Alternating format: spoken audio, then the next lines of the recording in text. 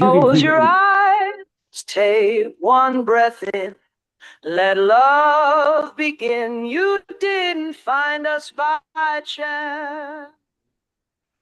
This show, this vibe was calling you.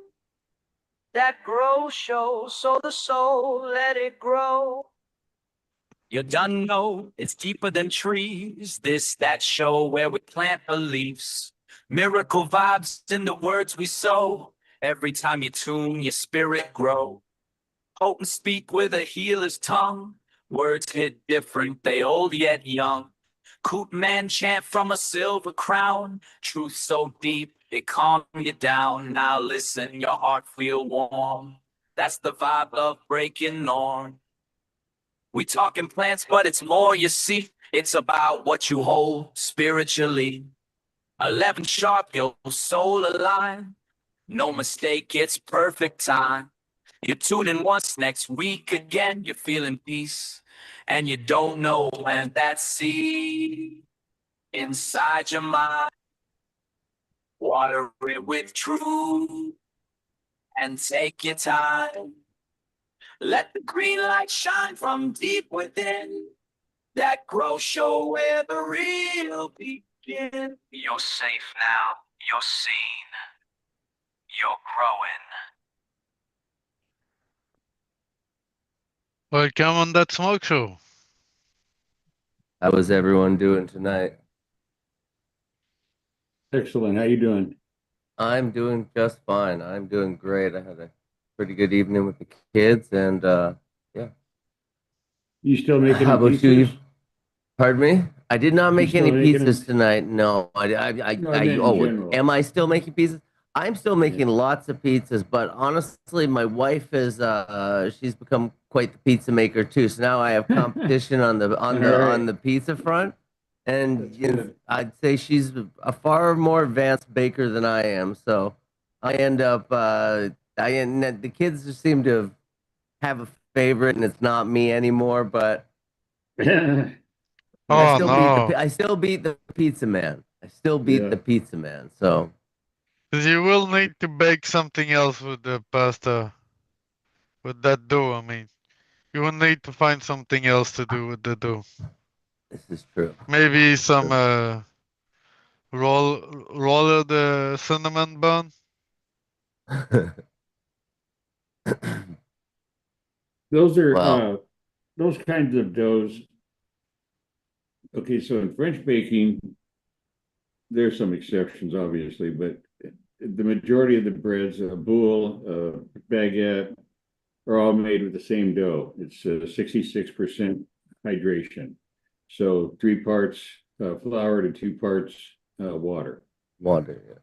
Yeah. Okay, that's easy enough. So that gives you a nice, you can use it for pizza. Some people like to put more water in it to show off, but hey, if you just want to trying to make pizza for the family and you're not trying to be Mr. Pizza Zola, in Milan or something, you can just use the 66%. It's easy to work, it's easy to stretch. You can manipulate it. Yeah, I mean, that's simple. Here's how easy it is. I gotta do my arithmetic in my head. Hold on.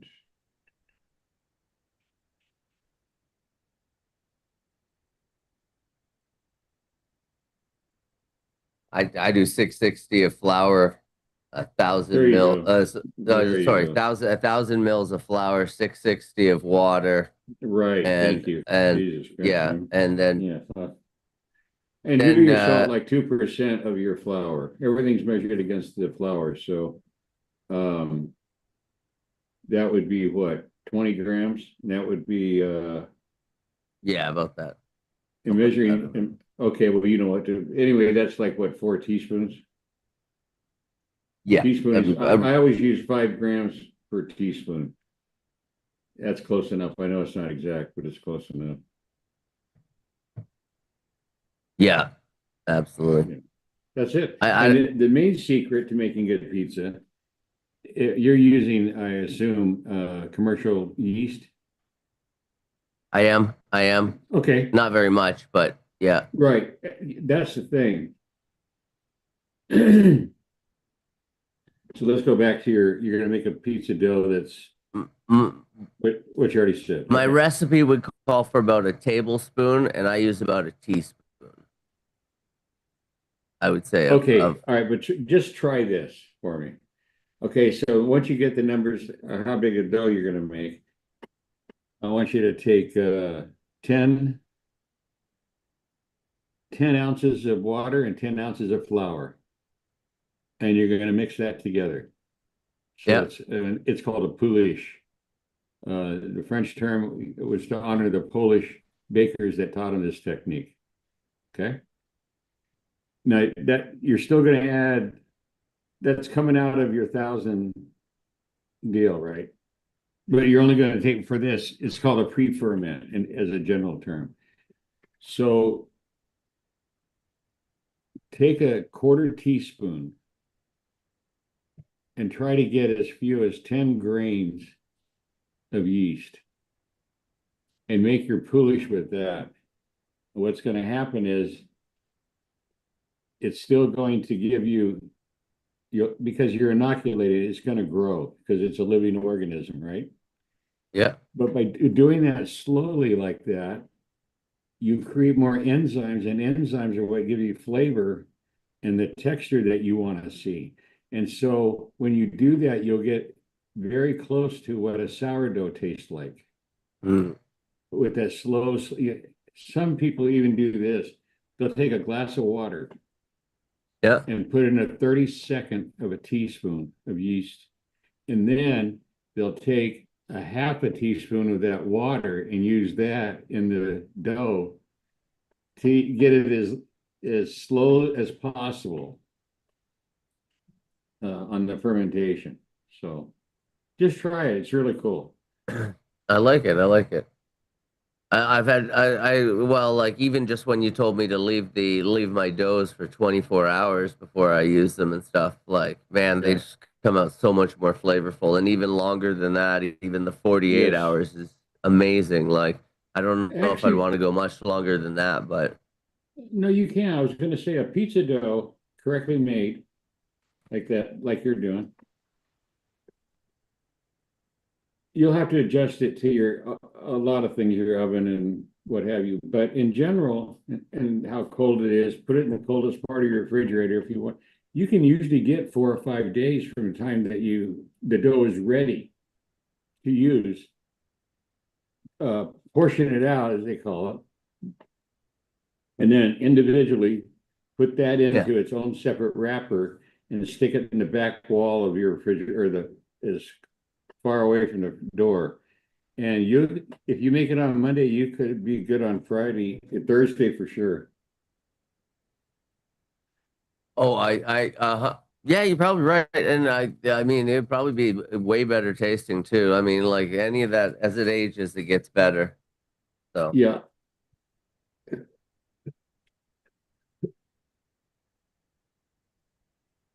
So I've been but filling my days with watching two things. One, Canadian stations telling the US to go fuck themselves, which is really cool.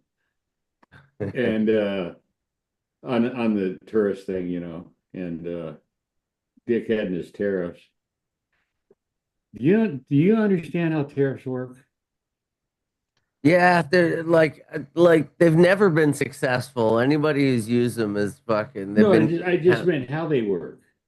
yeah, So they're just like a duty or whatever. But yeah, yeah, but it's not paid by the shipper, the government. It's paid by the consignee at destination. They're the ones that pay the tariff. So so if you yeah, if so you put a we're paying tariff on it. Chinese goods, okay, Yeah, it's paid by American China, consumers. yeah. Yeah, I, in my world, that's called a tax. yeah, it's just another tax. Absolutely, absolutely. It's the Yeah, same thing when you want to transfer money in another country. Some country take like 50% of your money.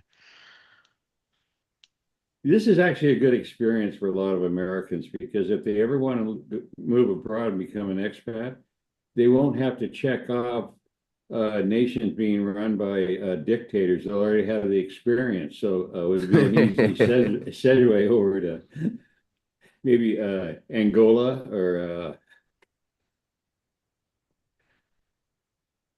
Well, I here's don't a know. I was really disappointed. I've been really disappointed with him because I thought he was actually going to do something, but he's done nothing. But yeah, well, you know what, disappoint. why you say that? You haven't experienced Trump Mobile. You know, you can get a phone now. Seriously, no, I swear to Well, I God. mean, Canadians pay some of the highest cellular rates in the world. So, like, I mean, that's one of the pluses that everyone is looking forward to if we become the 51st state is the amount our cell phone bills will drop because they're ridiculous here. They say it's because it's such a big country that they're networking and it takes so many more towers and there's so fewer people, right? There's less people in Canada than in LA than in California. So You know, they might have a little bit of think point about there, this. but How much aluminum do you think the United States uses every fucking day for beer and soft drinks? Just And they in I come a all couldn't from even day. I Quebec. couldn't even fucking fathom the amount. Okay. It's like And guess yeah, who the it's got biggest to be supplier is? hundreds of millions, if not close to billions.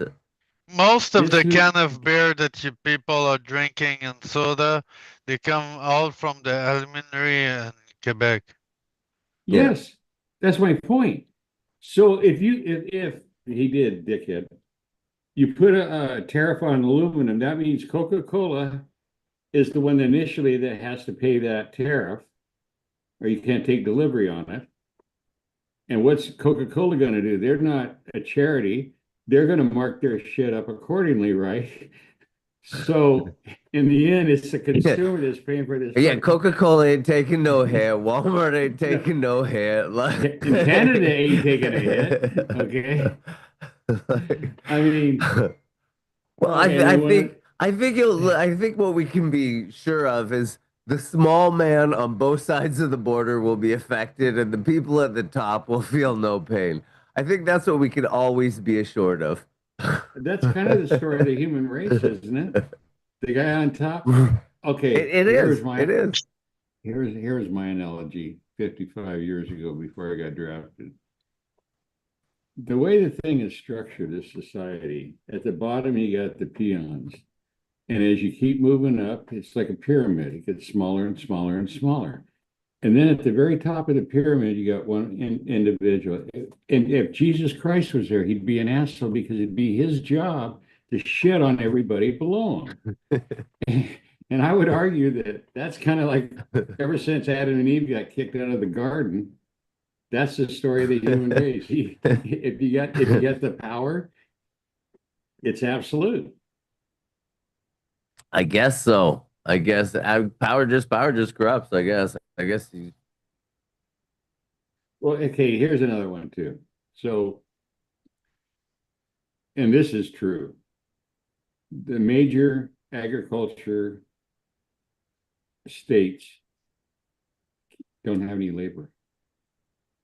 yeah, Okay. that is true. That is absolutely It true. now And isn't if it and if the consumer wants to continue to get the products at the price that the prices that they're accustomed to paying, there has to be loopholes and there has to be yeah, there there but has to be but some gerrymandering of some sort to make it work. Like, consider this for a second.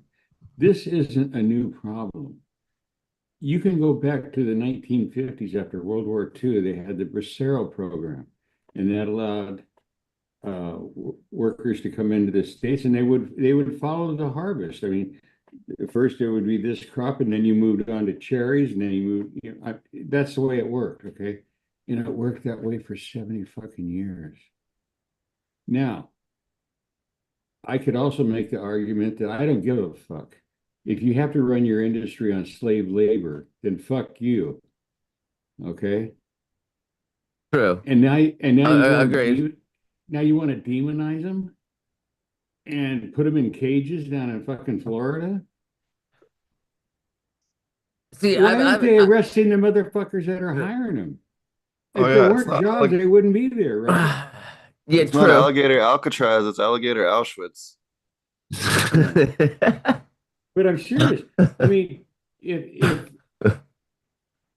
my view is, hey, you need your cotton pick, go pick it yourself, motherfucker.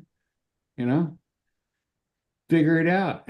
Have you seen there's a bunch, so Nebraska is like a few weeks away from complete bankruptcy, like on a state level, where everything is fucked because they planted all the soybeans before the tariff shit started.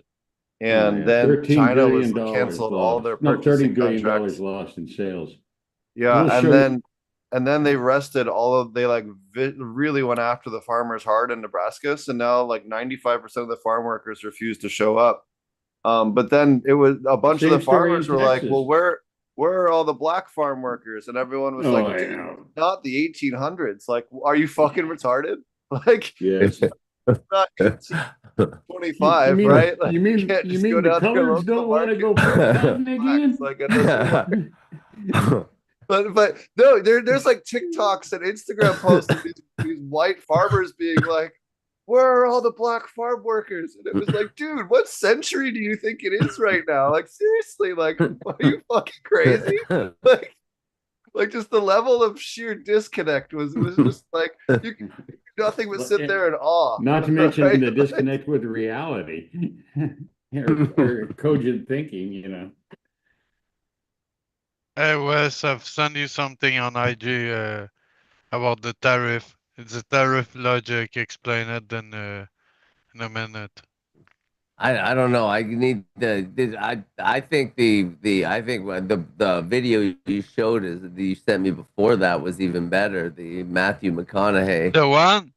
Oh yeah, The yeah. left. You should show that That was one. Yeah. funny. All right. Yeah, we should Hold send on. that to what's her name? Oh, never mind. I don't want to start that one. But yeah, that was funny. And I sent it to my wife. She thought that was funny. Yeah, this is the one. Oh yeah, the one. Oh, here's But, okay. So I get but criticized on Wes, some. do you want to show the link? Do you want to Okay. show Yeah. the IG or do you want me I'm to? going there right. Just moving there right now. I'm going here. Okay, well, he's doing that. I'm going to do this. All right, this is CPR. Okay. Oops.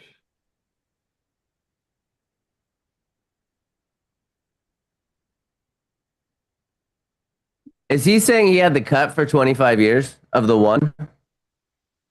I don't know. It's mine in the basement. Here you go. See, I go downstairs and make a wheelbarrow full every Christmas.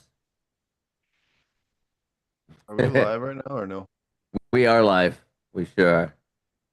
All right, never mind. All right, there's 10 I gallons. was gonna say. I always get nailed for you always grow big containers. That's not fair. Anyway, there's a 10 gallon. That's a normal plant, isn't it, for most people in chat? I'm sorry.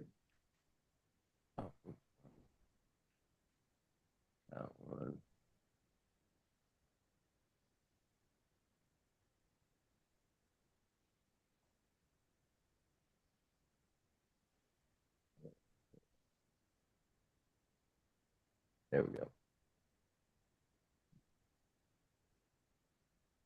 That is one.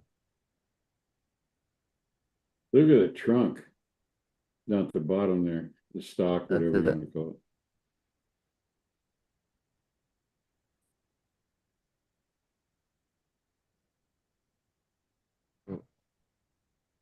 Oh yeah, you got a nice dog in it. That's a healthy stock, man. Yeah.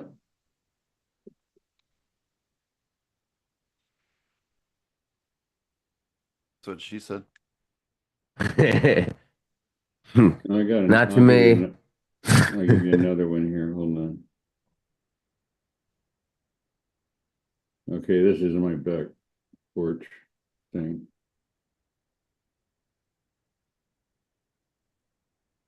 Okay, there you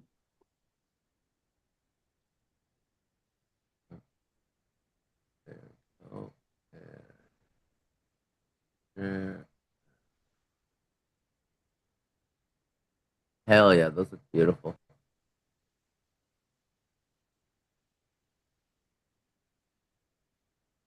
Those look like they have some cool serration on them. Sativa.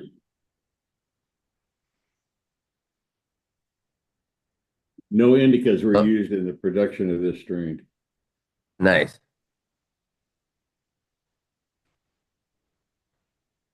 Or the creation, or whatever you're supposed to say. Have to find a breeder and ask them.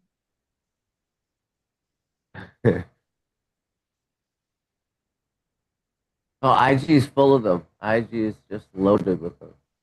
Oh, yeah, when I was there, I had so much fun. I mean, I terrorized the fuck out of, well, I don't want to name names, but it was fun. It was like, you talk about easy targets on a daily basis. Um, God, I wish I would have had AI then. I would have had a blast, because I mean, like today I was doing a research thing, not a research, I was doing some trying to figure out the connection between when Buddhism moved out of China, the Chan, and went to Japan. It married up with Shintoism, and that gave birth to Zen Buddhism. Anyway, so I was going through all that. And so then, just for shits and grins, I said, it created an image of a large group of Zen Buddhist monks practicing Zazen, which literally translates to face the wall, meditation. And here, I'll post it for you.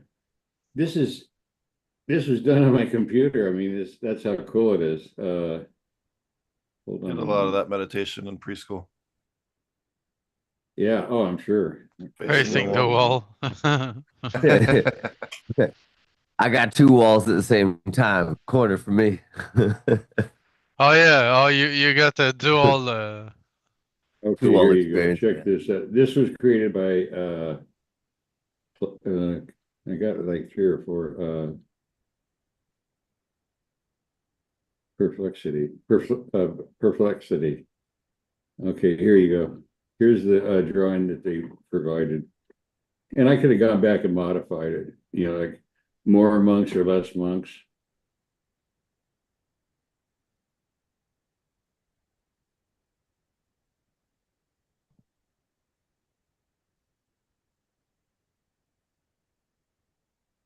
Pretty cool, huh? Yeah.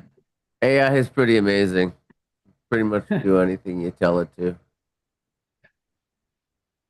Sometimes it hits, sometimes you got a couple extra fingers on your photos, but Oh yeah, especially anything moving, like animals with 5 legs or the paws go in the wrong direction on one of the legs, shit like that. Yeah, they call it hallucination in the AI world.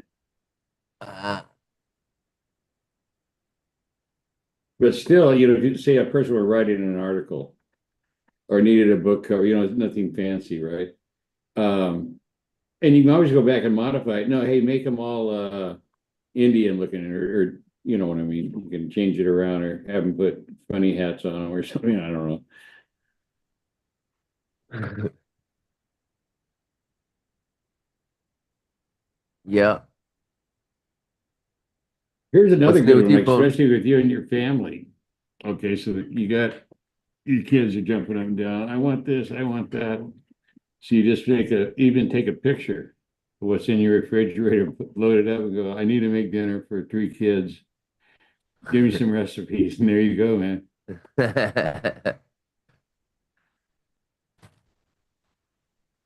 Seem that ChatGPT is not super good for giving recipe. People were trying the recipe given by ChatGPT, and it was a fiasco. What kind of food was it? Oh, I don't know. It just Hmm. some TV show that they were trying some ChatGPT to make their recipe.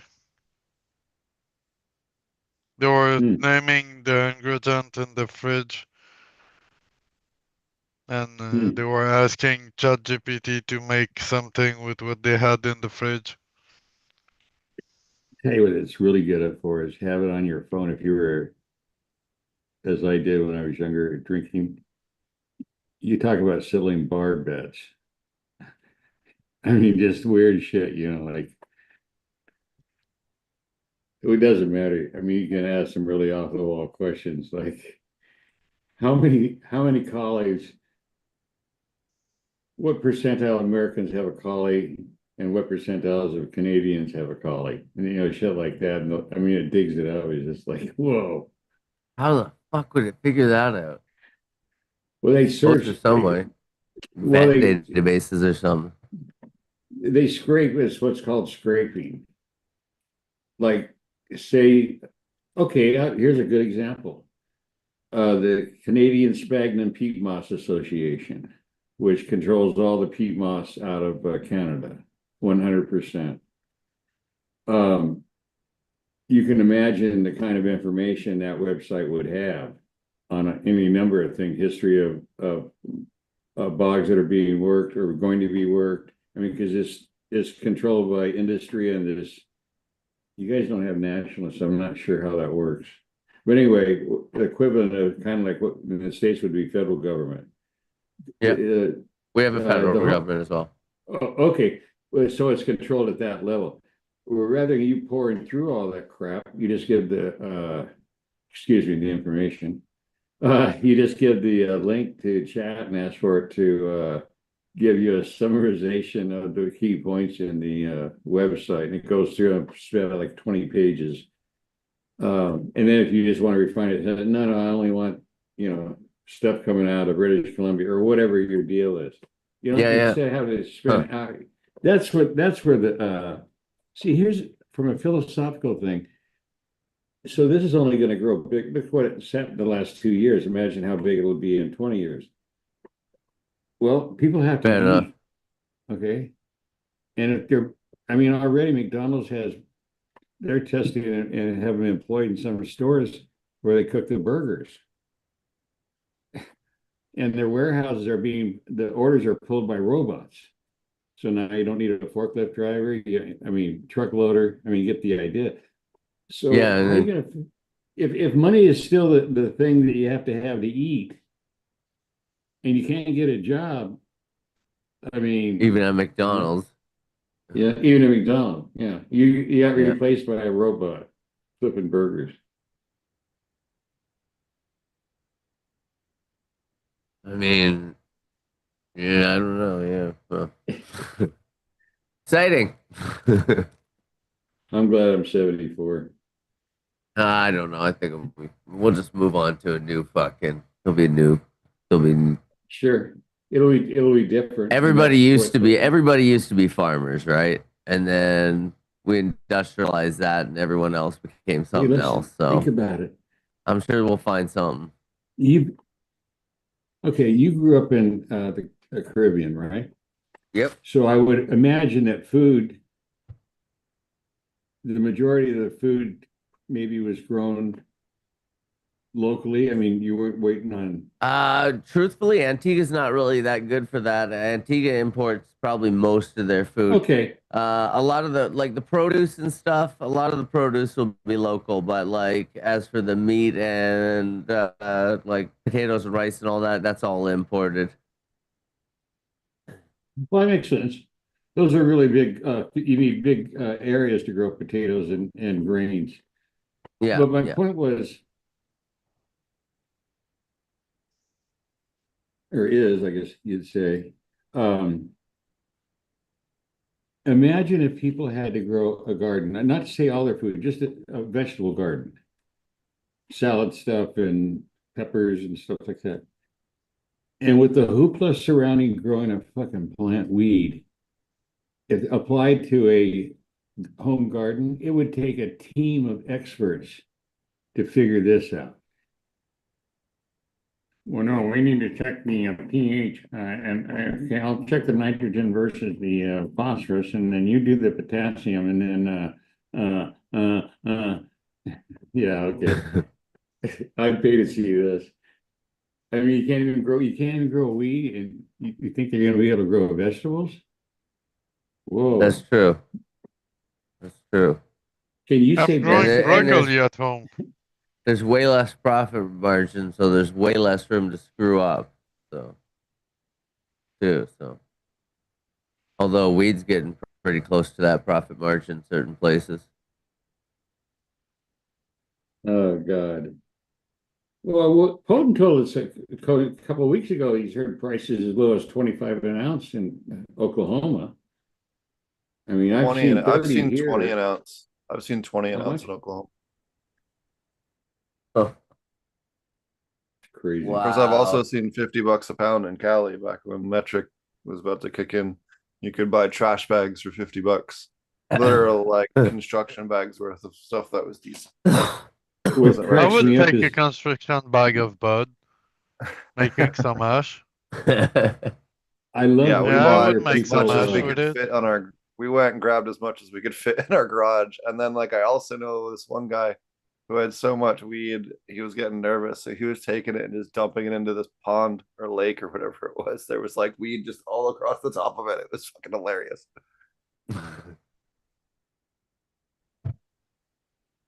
Well, never mind. That sounded It's like the nuts. start of a good story. There is no. I love it when I hear people online talking about. I got to do air quotes. The industry. Let me tell you something, Cupcake. There is no fucking industry. This is mass production, stuff to shed into pre-rolls and carts and call it a day. Hell yeah. You think that farms are going, well, I have this Canadian butt hairs and it's a lot stronger than Joe's Kush, so we're gonna switch over. No, you're not. You're gonna do production, baby. I mean, you got Look, those machines that Canadian yeah, buttholes, hairs, when that's put in the pre-rolls, those pre-rolls are gonna sell off the shelf. Like yeah, it's gonna be yeah, unstoppable. yeah. They're Uh, so fragrant, is what it is. It's such fragrant weed. I got some Okay, here's it. pre Romanesco broccoli that I'm growing. Can look at that, man. It Here's look my feel-good story of the month. Oh, sorry. look the Hey, oh yeah, Romanesco how it Romanesco. grow. Yeah, I love it. Oh, It's that's good cool. stuff. Yeah. That's the one that I started to grow this year. I just Oh learned that Very God, yeah. cool. brassicas are really They do, and they poisonous do to well us. in cooler weather. Those are their family name is brassicas, and as a rule, they're cold weather plants. Cauliflower, kale, chard, all those are in the same family. I just learned that Just don't those are plant. toxic to rodents. So that my neighbor fed some to the rabbit and had like killed Yeah. one rabbit and had to take the other one to the vet to help it. So I be And you careful don't with want them in a humans. general bed. You want them in a separate bed. Yep, Their yeah, root exudes. Yeah. brassicas release an allopathy in the soil that kills the mycorrhizae. So you never want to plant them with anything that uses mycorrhizae. So always give them a dedicated garden bed. Well, I've got a feel good story for you. It's going to bring a song in your heart and a tear in your eye. So long about 2016, there was a piece of shit he was the general manager of a dispensary over in Bend, Oregon. And he had gotten a copy or someone gave him traded him a cut and told him that it was the one. And he got some buds or something other deal, something like that. Okay. And the thing was that this was the biggest area. There wasn't another dispensary in what is about 60% of Oregon. Okay, because there's no people there. It'd be like putting it up, in the north Canada. Why would you do that? Okay, it was that kind of a place. But he had people driving over there and buying houses and blah blah blah. So there wasn't anything I could do about it, right? Couldn't touch it. So I just had to let it go. And then the dispensary gets sold by some Israeli investors. And they put up with this dickhead for 2 years. In 2 years, he couldn't produce a sellable crop. So they fired his ass. And then he ripped them off on seeds and clones, went on his merry way. Well, these are investors, not, whatever. They went after and sued him for $30 million. And I watched this in the newspaper back and forth, and I was just laughing my ass off, And then they dragged in his nephew, who was a manager of another dispensary up here. This is when there weren't that many dispensaries yet, because it just had gone legal a few months earlier. It hadn't got established yet. Okay. So took about 2.5 years. Yeah, 2.5 years. And they settled. And trust me, the Israelis came out on top on this one. Okay. All right, so that's the first half of the feeling good story. Okay. So using AI, I went and looked at all the court documents on the case, the depositions filed on both sides. And lo and behold, it seems like the supplier of the newts was listed in the paperwork. And this guy tried to, I don't want to, that'll color it. Let's just say they were dragged in as mitigating witnesses.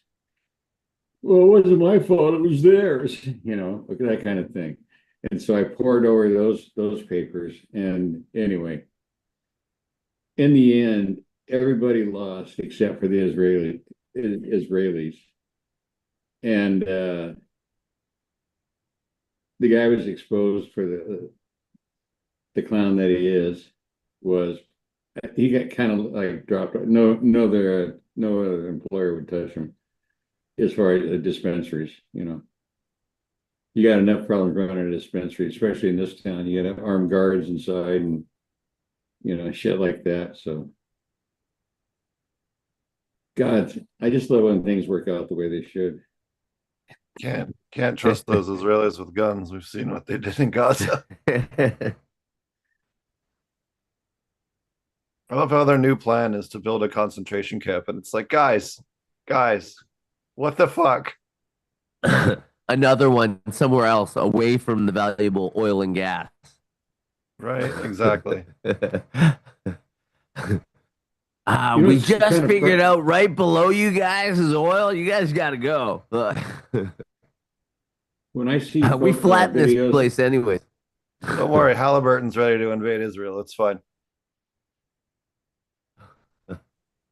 Robo Dick Cheney will come in. Cyborg Dick Cheney.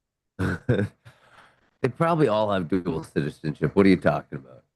There was a real interesting thing the other day that showed all the people that were in charge of the COVID shit and how almost every single one was a dual citizen with Israel, and it was like, that's a bit shady. Anyways, unrelated topic. Unrelated.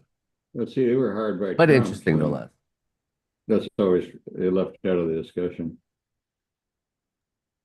COVID hit during Trump. Yeah, so. True, but also that's the one thing that's the one thing about Trump is like he can't get over, like he can't even admit he was wrong about being lied to about the vaccine because he can't admit to being wrong at any level.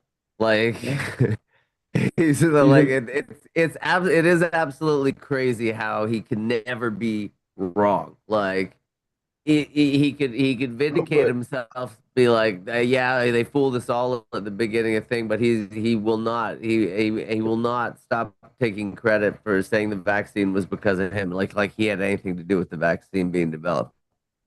Like, here's one thing to consider. So Trump does his idea of negotiation is domination. Okay. So he puts out all this shit about tariffs. That's why they call him Taco,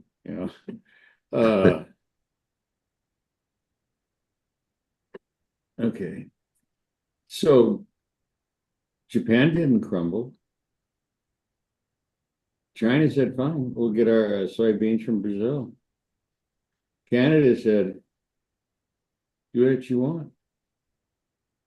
They're making deals with trading partners in Asia, Soviet Union. I mean, these are massive trade.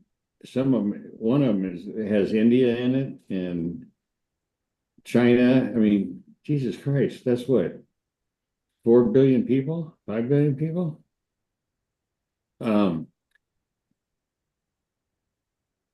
American arrogance got us to this point.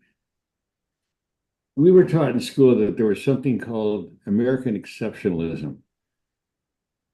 Having served in the army during Vietnam, my answer to that is, you want to bet?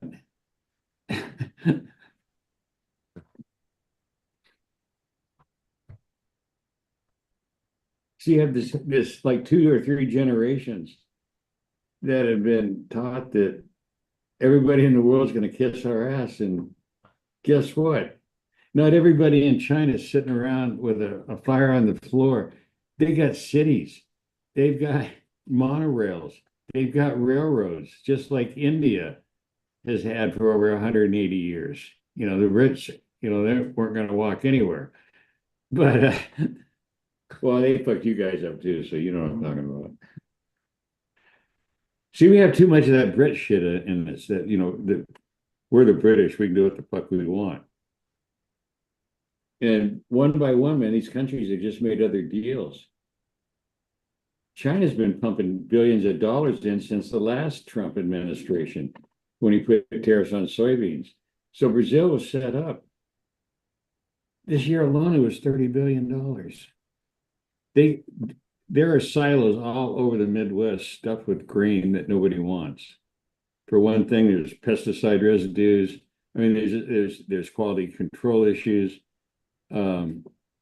Well, since they figured out that Roundup works as a fungicide, and they spray the grain when it's in the silos with Roundup, like what the fuck? And it's like, what? Oh, why is everybody having all these adverse effects to fucking grains? Oh wait, maybe that be it? I don't know. Like, and you can go to the bank on this, and I'm sure it's true in Canada. The way that let me just put it this way. One side's going to present this as the poor family farm, mom and pop kettle and the 9 kids. And what are they going to do? The reality is 5,000 acres isn't a family farm of one crop. 5,000 acres of soybean that's not a family farm. This isn't, Lassie TV show from the 50s. This is hardcore big business. That's a big part. I'm just like in Canada, the canola oil, rapeseed oil, whatever. Yeah, canola. Yeah. Whatever you want to call it, rapeseed. Same thing. But also, you're supplying grain to the rest of the world that isn't tainted with Roundup.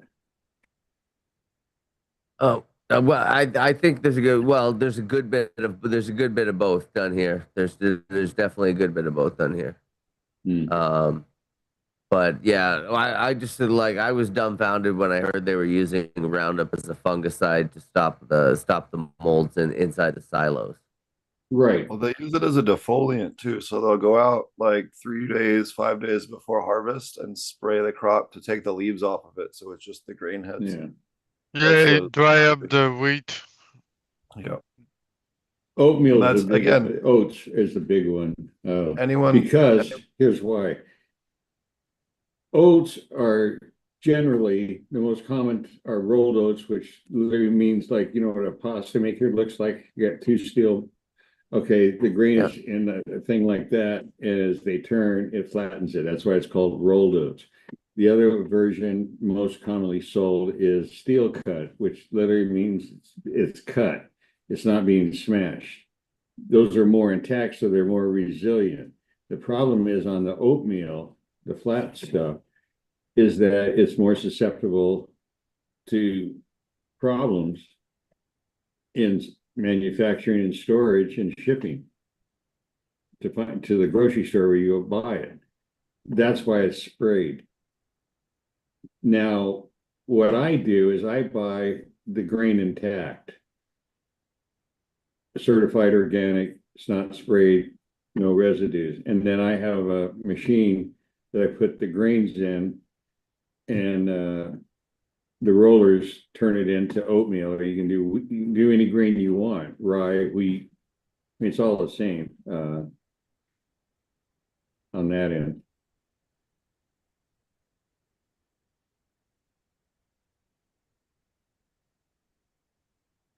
Yeah, the intact grains would be a lot better for you, I would assume, and that yeah, more of the vitamins, yeah, and enzymes, and because I don't even roll the oats until the water's boiling, and then boom, goes right in and add in. Oh, I'm fucked now because I only use Canadian honey. I mean Canadian maple syrup. No, you can get tariffed out the ass on that now. Yeah, You know, Maple's You know, tariff. it was fucking ridiculous. Today was Trump trying to if tariff you Brazil to help out their leader, who like very much deserves to go to prison. And it's like the U.S. whines and bitches and hems and haws, and anytime anyone other than Israel fucks with our politics, but then we're gonna do that kind of shit to other countries. Like, dude, get fucking real, man. you know, when he got elected, this area, whatever it was, if you had offered me $1 billion, I never would have come up with he's going to piss off Canada. It's like, it doesn't even make sense on any fucking level. Okay. We're supposed to It's be just friends. not anymore. God, watching these Canadian broadcasters. See, I would have fucking just paid the tariffs, and then I would have sued you in the world court. That would have been like, we had a trade agreement, and you broke the fucking trade agreement, and that's what I would have done. Is I would have just sued you in the world court. Okay, I'm an outsider, so tell me how far off I am.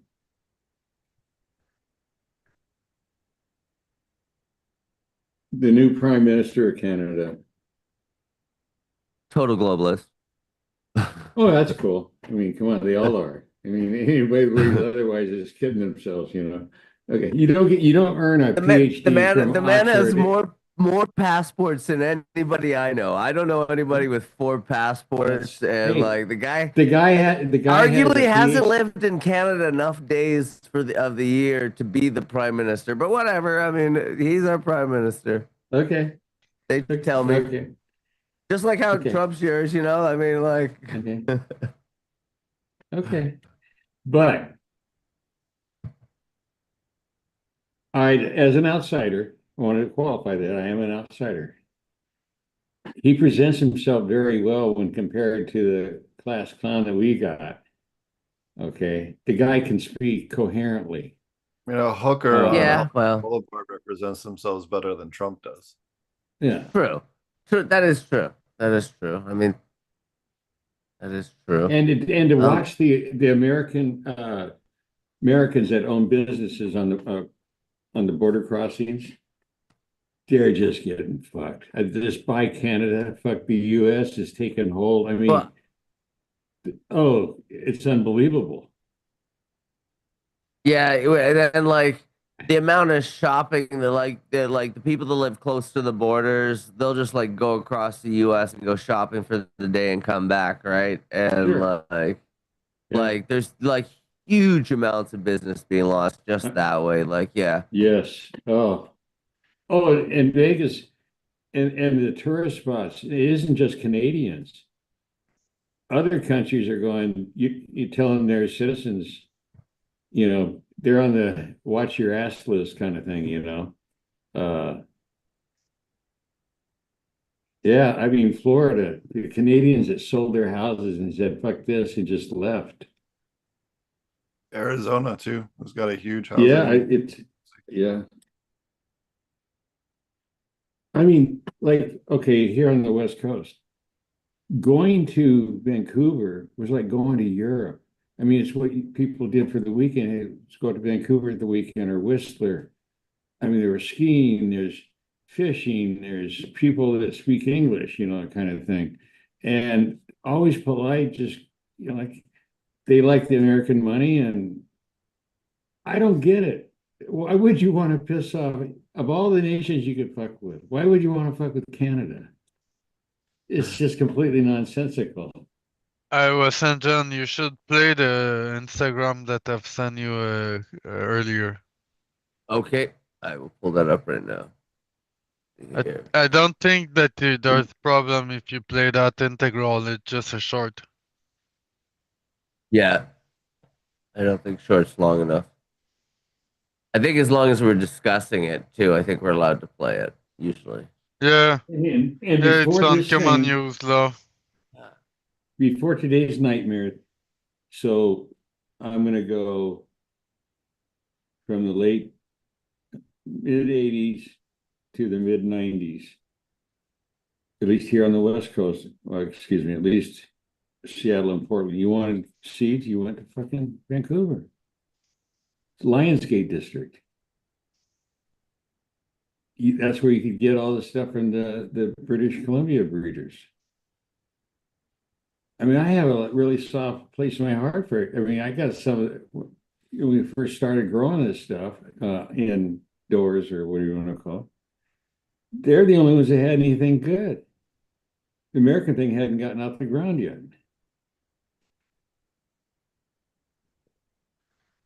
You got it, Wes? I got it. Here we go. Yeah. Put the sound. Oh, fuck. Sorry. I gotta reshare that. Stop share. All right. The voice of that fucking creature is so funny, man. AI. I haven't even seen it yet, and I promise you it's AI. Oh yeah, it's AI. All right. Share with sound. Share. Can you hear it? Uh-uh. I can't hear it. I can't. No. Oh wait. 25% tariff. I love it. Lurby will never recover from this. It's impossible. Lurby is a dear friend, but sometimes you just gotta hit him with a tariff. Absolutely. I still don't understand it at all. You could explain this to me forever, and I'd still never get it. I have no clue what this does, and I'm pretty sure it won't work, but I'm just wielding my ignorance like a gun because I'm desperate. I didn't really understand these tariffs that Lurby was talking about, and I got frustrated, so right then and there, I just hit Lurby with a 25% tariff. I love it. Lurby will never recover from this. It's impossible. Lurby is a dear friend, but sometimes you just gotta hit him with a tariff. Absolutely. I still don't understand it at all. You could explain this to me forever, and I'd still never get it. I have no clue what this does, and I'm pretty sure it won't work, but I'm just wielding my ignorance like a gun because I'm desperate. I didn't really understand.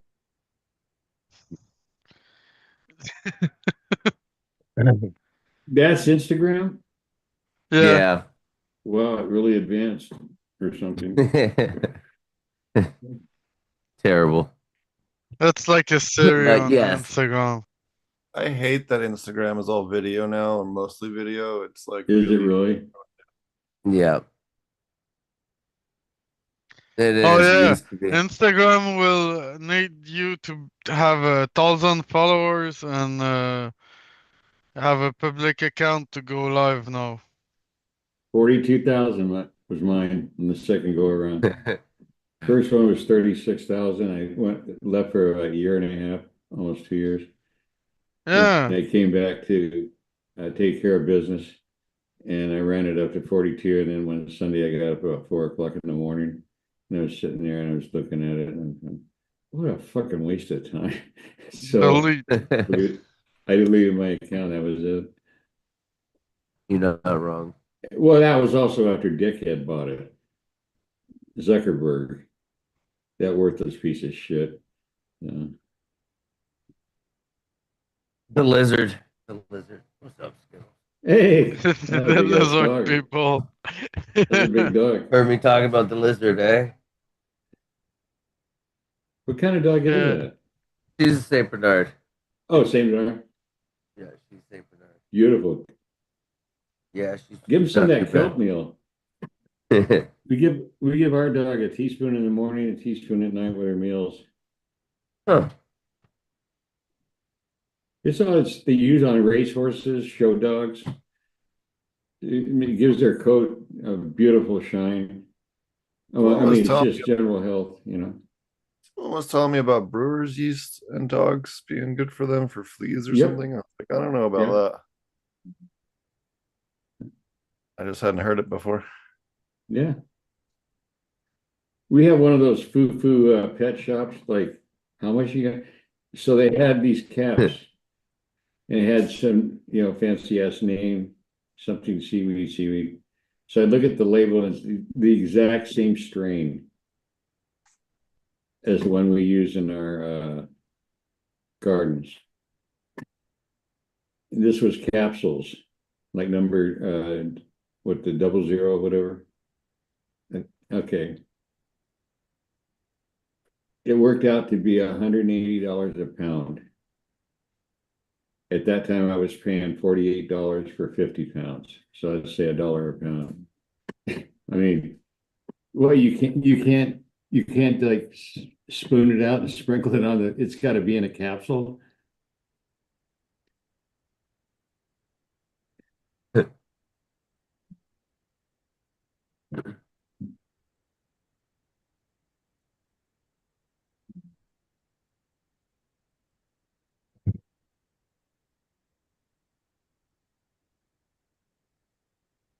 So how much that dog is eating by month? Fair bit. A fair bit. She's At 100, least it must be about 2 bag of food, right? oh yeah, yeah, 2 bags of food, and then like she gets like 2 cases of wet food as well too, probably a month. So No, she's a lot. She's pretty what big. I brands of keep dog food do you have there? um he eats one that's like a holistic one. I can't remember what it's Oh, nature okay. something. Nature Yeah, something. It's made here in Canada. that's what I But thought. uh True Nature, is that? something like that. It's All like right, great. so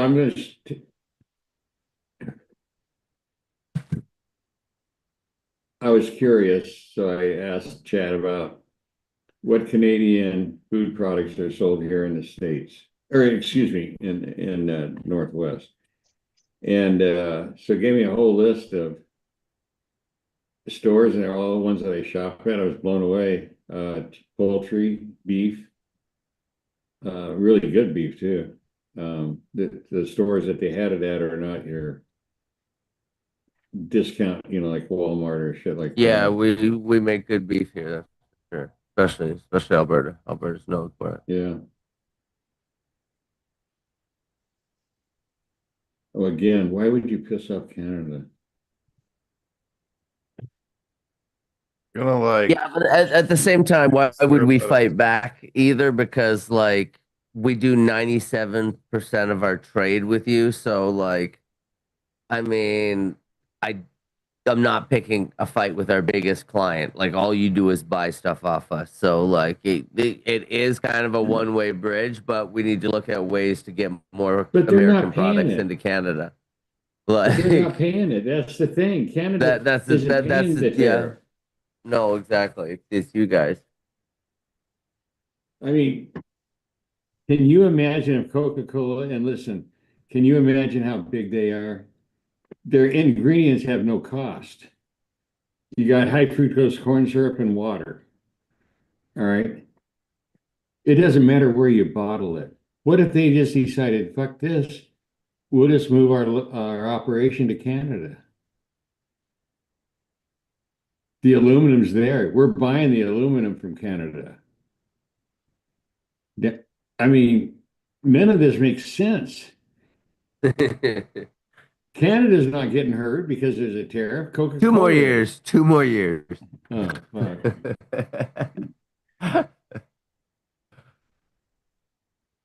I'm real big on things making sense. That isn't one of them. mean, I stopped looking for logics in politics a long time ago. I don't want to find the picture, but I know you've seen it of Trump sitting at the stands on his birthday parade. Melania is next to him, and they both look like. Okay, that famous painting is called American Gothic. It's a guy with a pitchfork, and they're old farmers like painted around 1930. Are you familiar with that picture, American Gothic? Well, that's what this Melania looks like. Why am I with this asshole?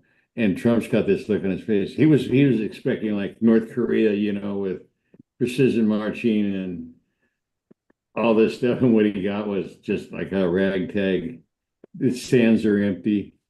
We had a bigger crowd in downtown Portland, for Christ's sake.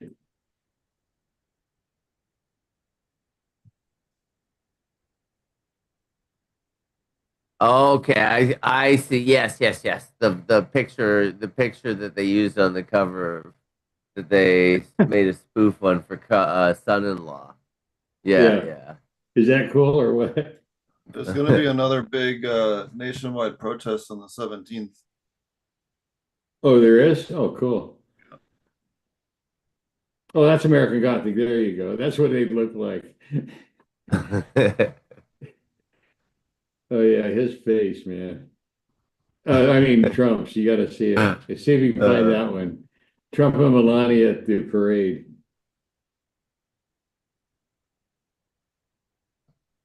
Because he was planning this in the first term, and he got shut down. So now he's, no limits. Oh, but it was paid for by advertisers. Coinbase, cyber thing. I mean, it was like ads honoring the nation's 250th birthday, and you get a stupid ad about buying crypto.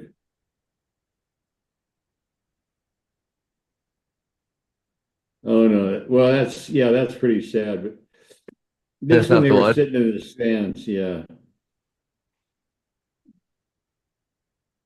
If I can find a better one.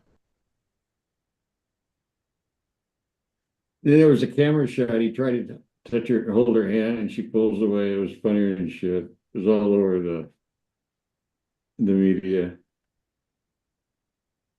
Did you see the Macron getting getting pushed The in the slap, face? The face push. the Macron slap. Yeah. Uh-uh. That was great. That was pretty good. He was getting told what was what right before that. That just goes to prove you can be president, prime minister, somebody else can run your shit still. Okay, so not being a Canadian, as I've already mentioned, all right. I just wanted the gentleman who explained to me how this works. So he was a member of, what you call it, the Parliament, like England? He wasn't. No, he was a member of cabinet. Like he was brought in as a financial advisor to the No, cabinet. no, the conservative Pardon me? guy. The conservative. No, Pierre. yeah. Yeah, but Okay. yeah. So Okay, what then about him? I heard today on one of the broadcasts, so I'm going on what they're saying. I don't have any personal knowledge, but that not only he lost, I knew that, but that he lost his seat. How does that work? Yeah. He did lose his seat, but they also they did a kind of a dirty trick because they gerrymandered it was like a real Republican kind of trick. Like they literally changed the district that he was in, and they changed it. They completely changed the shape of it, and it like took in a whole bunch of other areas that were like liberal strongholds. So like they rigged it so he was gonna lose his seat. Yeah, no, they rigged it. Yeah, so. but he can be they can do a small election, a re-election Yeah. of He's one of the other MPs has said he's going to step out of the way and Pierre run in his riding. There was two different ones, and one was Bow South Calgary, which was, and then the other one was I want to say Vulcan or Hannah, Alberta, which are smaller towns. He would win with like hands down in those towns, but. It looks like he looks like he's only they got rid of him in the short term, but he'll be back. He'll be back. He So actually, what would I that will say, accomplish if he he's ran? got a smart mouth on him, eh? He's a real smart mouth, little cocky cocksucker, and he does make politics interesting. I will give him that. Like he runs his mouth off to other people, and like he's pretty smart and he's on his toes, and they really don't like him because he holds the fire to the other guy to the other guy's feet, right, Pierre? But yeah, And so he can speak both language pretty good. his French is fairly reasonable, best I can tell. So. It's better than the prime minister that we got. He Like got tabernacle difficulty with this, French. tabernacle that. Yeah, you need to tabernacle your way on the Quebec. Quebec need to be represented in a way in Canada because we got we're a bit like Alberta. We got some revendication. Well, if anybody should be their own country, it should be you guys. That's for sure. Tabernacle, this poutine is too cold.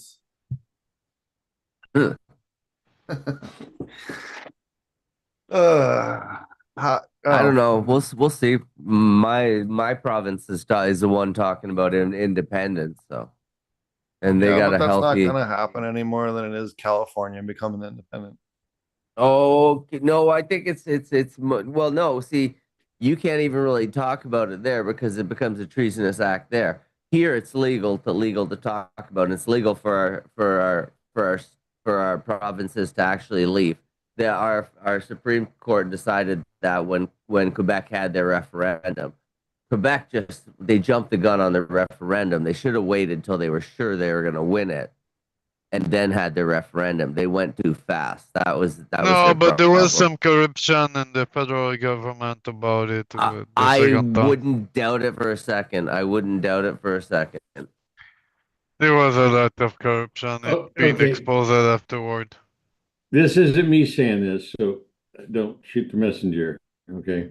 But I heard this on one conservative Canadian speaking when he said something really smart ass that, well, everybody knows that Canada is just the love child of France and England. I just went,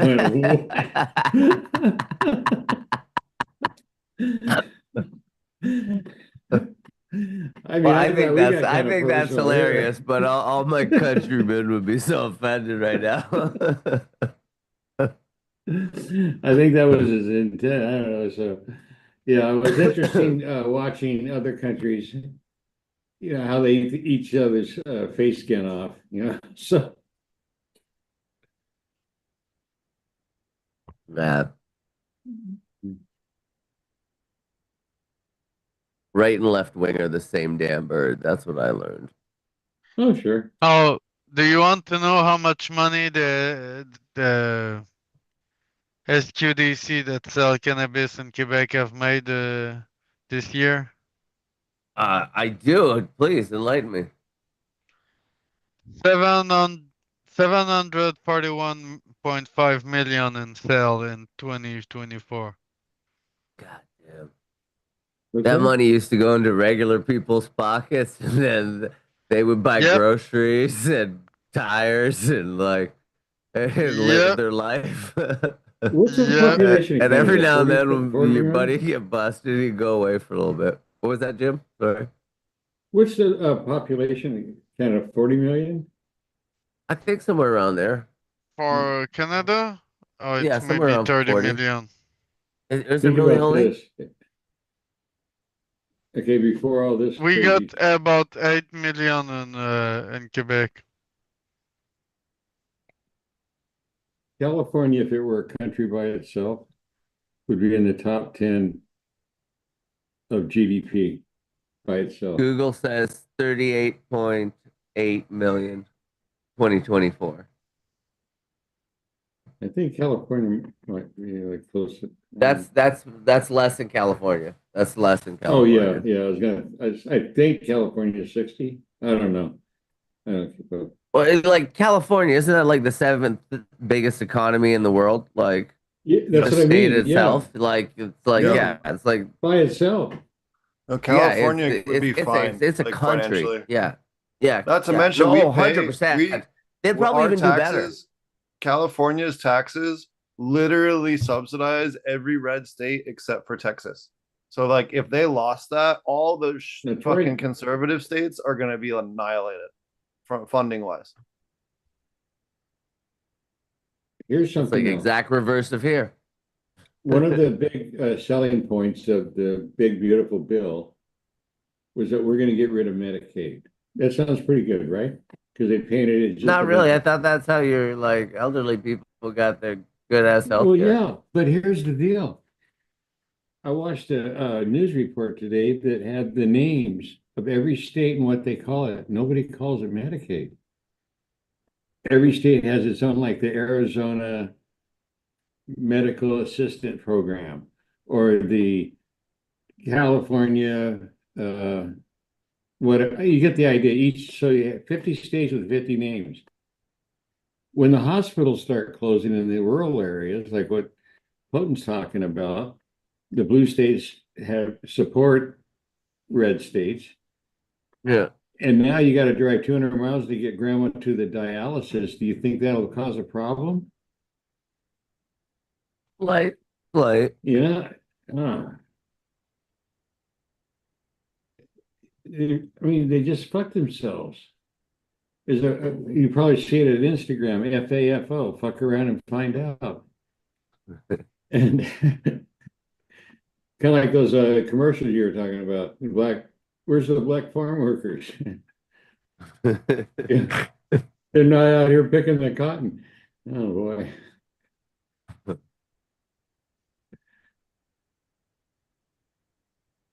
So what you smoking tonight, Wes? This I am still on that Ghost Train Haze Triple X cross. That is my jam these days. Where you got it from? That's an ethos one. That's just an ethos seed that came from Oh, yeah? them. Yeah. I So hate that's the a plant cross of Triple X with Ghost Tornado, right? as far as yeah, as far as a plant, I hate it. I literally hate it. I plan not to keep it. I took cuts just in case, and then when I flowered it out, it was an ugly sativa, kind of like cookies, little tiny buds all over the place, and I was like, and then it couldn't even hold itself up. I was like, this thing is garbage. This thing is trash. But then when I smoked it, I'm like, oh, it's actually pretty fucking decent. Gets me really high. I kind of like this. So then I was like, well, I guess I'm keeping it. So I've kept it around and been waiting to find something that hits better than it. But it's going to be around for a little bit, I think. So you've What? crossed it with the one, the feminized seeds, right? Making it. Accidentally, yes, there may have been a little cross pollination there. Yes, those would be kept just for my experimentation. But yeah, but no, but I Oh, got you got picture I of the do. Corolla in the chat. Pardon me. You got picture of the Corolla in the chat. Those are coolies. Let me share that. Here. Yeah. So yes, the one has been crossed, or well, and then that is the one Pacololo back cross is what it is. Well, not this one. This one's what's this one? The Kirana. Kerala, India. Okay. Cross with a Right. tie. Yeah. I don't know about you guys, but whenever I see fucking leaves like that, I know the smoke's gonna be pretty killer. Yeah. Any Straight weird leaf, sativas. yeah, weird leaf serrations like that are always seem interesting interesting. I don't know if the plant just catches my interest and then I'm just prone to We should take cross it. that with the freak show decoration like that, man. Yeah, absolutely. That'd be a really good one to cross the freak show. Yeah, or that Australian bastard, or yeah, any of those ones that Look how long Well, those Australian fingers bastard are. is not a good smoke. no. Yeah, any of them ones that Canada was screwing with. I miss Canada being on the show. He was in the chat earlier. I've seen him saying hello in the chat. I miss him. I miss him. Yeah, he was in chat earlier. I That didn't even see sawtooth him. is really pretty. It is nice plant. It is a nice plant. No indica, no indica. 9. Problem with zero indica is your flowering times are long. Yeah, I was just going to say, well, touched on it earlier. There is no such thing anymore as the business, the industry. The industry is a factory. I mean, if you saw the pictures of what it takes to turn this shit that they grow into something sellable and who's working there, this isn't, like we're all hanging out in bunnies and rainbows and butterflies. This is so just okay, so when would you say the golden age was? Because like it wasn't when we were getting. I mean, it wasn't when we were getting like the. I mean, in some ways, it was when we were getting those sativas from South America and stuff like that. But then we were getting that was all seed. It was all seed, and then a lot of it was yeah, terrible. Like the Colombian was just like thrown into a trash horrible. compactor, Yeah. compacted and sent to us. Sometimes it'd be wet, sometimes it'd be dry. Yeah. Every couple Moldy. months you'd get a good bale that would be so you'd be like, oh, this one's decent, like, but for the most part it was pretty terrible smoke. It Yeah. was not cured at all well, like because well they would like scarify the stalks of them and let them dry outside and they would turn golden, right? And Right. yeah, it was a It was it was crap. a terrible method to I use. crack But up. I mean, nobody I knew crack back up when then I though. hear people slobbering about Colombian. I mean, like, I it sold wasn't thousands until of what pounds of it wasn't Colombian. It until was like shit. the mid '60s though that we even had like the people were even really pulling the fucking males though, like nobody knew to 70s. pull the knee. The word sensimilla wasn't even coined until 1977. So it wasn't Yeah, even a concept. And the main reason was is that when you took a load on of Colombian, say we'll do 1,000 pounds because it's easier to do the math. Guaranteed 200 pounds of seeds and stems. yeah. Stems, branches. Okay. Just like you said, it was It was just just garbage. compacted down to fit, and then wrapped in trash bags, fucking loaded on fucking trucks and fucking boats, and brought any which way could get it to fucking get it to I market. remember the last load I worked, it was all, burlap sacks, and inside you had two decks, and each deck was about 35, 40 pounds. Okay. And stamped on the outside of the burlap, done with a stencil, it said in Spanish or whatever, Portuguese or whatever, industrial products of Argentina. Argentina. What?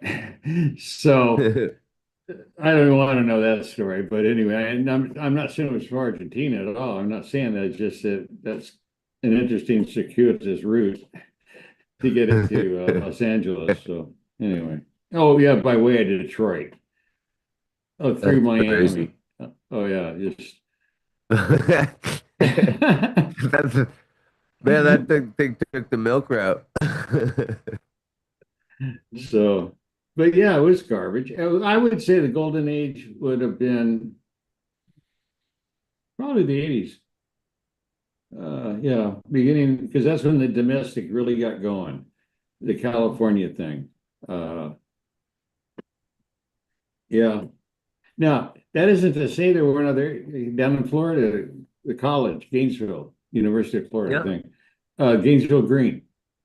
You go Yeah. into Michigan, Ann Arbor, big schools, big weed deal. So it's just the Californians did a better job of marketing, and the laws were such that they weren't as repressive as they were in other parts of the country. How's that? Okay, but yeah, they had big egos. High Times magazine, not High Times, Sense Me Tips.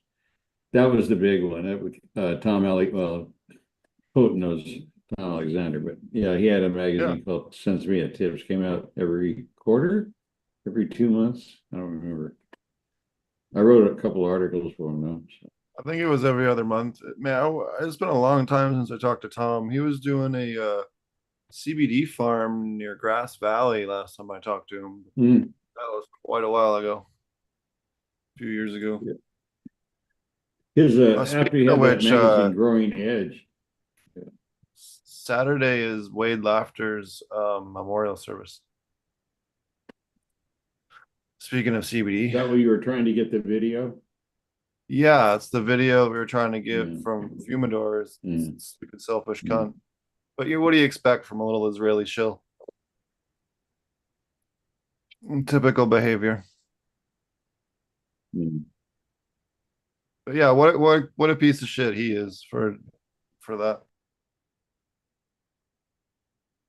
Not giving somebody a video for them to use for their funeral is the epitome of being a piece of shit. I think we can all agree. Yeah, but he raised all the episode that we were on. That's S tier piece of shit. For you Gen Zers. There was a couple of good interview with people, and he raised it all. And yeah, man. And stole a couple thousand beans. I forgot about the seed theft. So yeah, fucking for anyone that does, why don't you explain it for people that don't know? Okay, so Coot read up a bunch of Pakalolo times the one crosses, and he entrusted them to Fumidor to hand over to the rest of us. Fumidor didn't hand over the seeds to anybody. He kept them and fucking he kept them for himself or whatever. I don't know what he started to breed with and sell those seeds on his website. Then he literally started crossing the one to everything. And basically, the fucking drill. So I don't know. That was really disappointing because I was really looking forward to those seeds. He had the Kerala also. Yeah. I was really looking forward to that seed. So, but yeah, so he pocketed all those seeds, which was a butt ton of seeds, and never gave anybody them. And he then fucking evil questioned him about the seeds a bunch of times, and he actually sicked the cops on evil to stop evil fucking calling him and looking for the seeds. So yeah, so whatever. I'll do that. He won't call the cops on me because I got dirt on him. I don't know. He's a douchebag. Whatever. I don't care. Yeah. Fuck that prick. You know what I can do? I think since I'm the only one with Pakalolo seeds left, let me see if once we get a little farther along, I could probably send a 10 up and do a little open pollination or something. Just to get them back out and give some back to Coot and all too. Unless you don't want me to, Coot. But I can still whatever you want to do. A person that I helped, and then I couldn't believe how generous he was. I even bought him a Mac in appreciation for a lot of weed, to the point I don't have to grow. And he would do great things with it. And I'll tell you what, for everyone that you give me, I'll make sure that you get at least 200 back. How's that? and seeds. And he's got outdoor. It can be done right. That's all I'm saying. So I speak to him 3 or 4 times a week, so it'd be a real close, and especially with Zoom or whatever, FaceTime, I can look at plants up real close and help them pick out the best, in my view, or at least offer an opinion on males and females. Nice.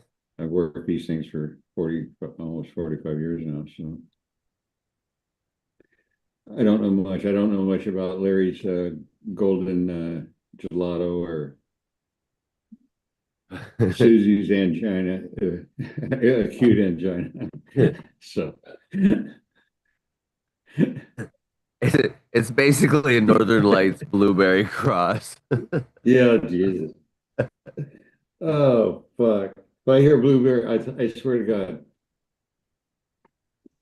Here's the whole blueberry story because I didn't know that this was '86 before he was anything. I didn't know who he was. He didn't know who I was. But I got some seeds and they were marked Velvet Rush. And I took them, I planted them, grew them out, made some seeds. That's what you did. Okay. Yeah. And I had them around for 40-something years. So when I had that silly ass Instagram account, I got an email from his son. He said, yeah, Dad worked on that. And it was a branch on his way to blueberry. And so he told me the genetics, and it was what everybody did. This isn't a criticism. It isn't praising. This is just what you did. You took a really good sativa and you crossed it with a hash plant to keep canopy control. We were all growing in basements and shit. We didn't have greenhouses and legal and, take them out the doors, take them up 20 feet and that kind of shit. So when I found that out, because here's my problem with blueberry. Since he was based here, he had moved out here from Detroit. And this is from his autobiography. I'm not making. He came out here to visit some friends in Eugene, the hippie capital, the hippie mafia is down there. And they had him smoke, and this is 75, 76, and they smoked some green weed, no seeds or something. Anyway, he was hooked and then became a breeder. And so on his path to blueberry was this Velvet Rush that was too big. Because it did in Hawaii, they took it up 20 feet. And that's not an exaggeration either. So not a good idea for an indoor subterranean basement grow, right? But in Oregon, I've had at least 30 samples of weed that was blueberry. Anything that had any kind of fruit was blueberry. And I swear to God, if you had even 10 of them, a bud of each one, and just looking at you going, these didn't come from the same genetics. Right. And so the blueberry thing has been so denigrated. And any good weed that had any kind of fruit flavor became blueberry. So, I don't know. That's my deal on it, And so people that have smoked the Velvet Rush, are you sure this isn't blueberry? Yeah, I'm sure. Jesus Christ. See, I got the seeds from a guy who'd gone. Well, at least they were halfway right on the right track anyway. So, I mean, how this happened was there was a guy he wasn't a founding member, but he was an associate of the Brotherhood. He had gone up to, we're in Laguna, he had gone up to the Northwest and sold some seeds. And that's where he met the guy. And the guy gave him this pack of seeds. They were marked Velvet Rush. And that was it. And so I had them all these years. I had no idea. And when I did find out, I kind of went, oh, okay, that's cool. I mean, I wasn't like, oh, God, I'm going to tell everybody I got, so seeds. So anyway. I got a step or two before blueberry. Yeah. This plus the one will create the blueberry one. So I sent him a picture of the outdoor TO, the one that they had a rope coming out of the second story window, tied around at the top of the plant and then tied onto the four-poster bed. Yes, I remember the one. Okay, so you still got some of those seeds? And I had sent them off. See, the Agnes, I had sent the seeds, the Velvet Rush seeds, and a cut of the TO over to Hawaii to a friend. And he did a big outdoor grow with them, a seed crop, and sent me, I don't know, 5 or 6,000 seeds, and I gave them all away. How does one transport a clone to Hawaii? Like you mail it to Oh, them, easy. or Yeah. Overnight it, yeah. FedEx. just overnight it in like FedEx back or whatever? Yeah, Yeah. gotcha. Look, I mean, one of the things that motivates grocery store sales is their ability to instill fear into everybody that somehow these plants have to be just coddled because, my God, if you don't do this and that, okay. Well, Look, some of them do, Coot. Okay, but plants were here before the animal kingdom. It went fungi, plants, then animals. Honest, I go out in the forest a lot. Well, I used to, especially hiking. There's no one out there checking the pH. There's no one out there There's checking nobody the out there phosphorus. fertilizing either. There's nobody No. out there fertilizing, and the fucking redwoods grow mighty damn tall. I mean, my God, you live in the same kind of neighborhood I do as far as forests, probably more like hardcore Ours old is, growth, I'd say you ours. know. I'm deeper in it, but yours is bigger. Yours Yeah. is bigger, and yours is probably more of a rainforest. Mine's more of a Yeah. more interior temperate. So, Honest. smaller trees, but lots of. Okay, let me just give you an example. Monrovia Nursery is the largest nursery in the world. And around the world, total, they have over 10,000 acres in production. And to give you a frame of reference, an acre holds 36,000 plants. And that allows pathways and roadways to get equipment and personnel in, okay? So I want you to conceptualize that, 10,000, over 10,000 acres. And they're in different places because they do different kinds of plants. That makes sense, right? They got tropical and they got, you know. Okay, just at the one out here in Portland, Forest Grove, they have a 1,050-acre farm. 50 of the acres is administrative office, and they also they were one of the leading companies to do research on tissue culture propagation. Okay, they have rooting sheds, clone sheds, cutting sheds. And the workers would go out there and they would take the cuts and put them in burlap sacks. Burlap sacks, wetted, okay? And then they'd take them to the sheds, and the women would dump them out on the table, and they would begin the trimming, the process of putting them in the Rockwell cubes and blah, blah, blah. 5,000 clones a week.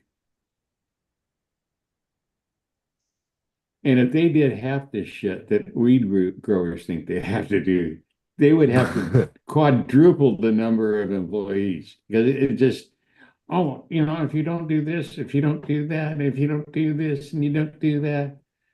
And I know it sells. I mean, then it didn't. When it went legal and people kind of could grow their own weed in a lot of places, especially in Oregon, don't need any paperwork to grow 4 plants. The grow stores just went away. They just died. Yeah, they're still holding on here. There's a bunch of people that still think you got to get everything there. And then once they realize that there's farm stores, they're like, "Oh, okay, never mind." But yeah, You know what's ironic? The one guy who's been the most honorable with me for over 12 years is Jeremy Silva at Build the Soil. And he's bigger than all the rest combined. He's got like, I don't know, 75, 85 employees. I mean, this is not, working out your garage. He seems super passionate about it. Anytime I've heard him talk, he's been super knowledgeable. Everything he seems to carry is super good quality too. So he seems to walk the walk and talk the talk on it. He seems to know his soil. He did that cool conference last year, which was pretty neat. Yeah. I just wanted to mention every week I get a check because I have one product, the gnarly barley, which I still can't believe it sells, but because it was a joke. The beginning of next year, this channel will be on August 3rd. This channel will be 3 years old, and I just wanted to point this out. When we started this channel, Fumi had 1.88K subscribers, and now he has 1.91 3 years later. He had how many? 1.88 thousand, and now he has 1.91 thousand.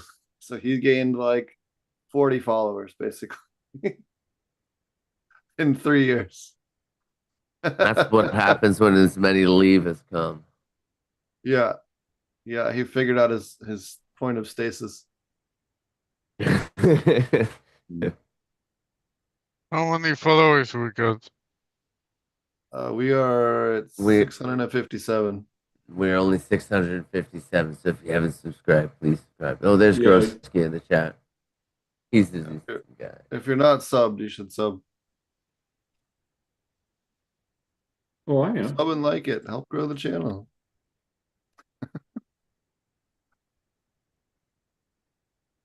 And we have put like zero effort into trying to grow the channel too. I think rather than just showing up. We've been pretty bad. Just show up and hang out. Like I think it's a good recipe here. I enjoy it. So that puts us at like 12 to 1. This is a true stoner show though. See, that's the thing. Planning it would just make it good, and that would ruin it. Right. So that book I'm writing, that I sent you the first, like the intro. Yeah. So what I did was I transcribed about 16 hours of interviews I've done.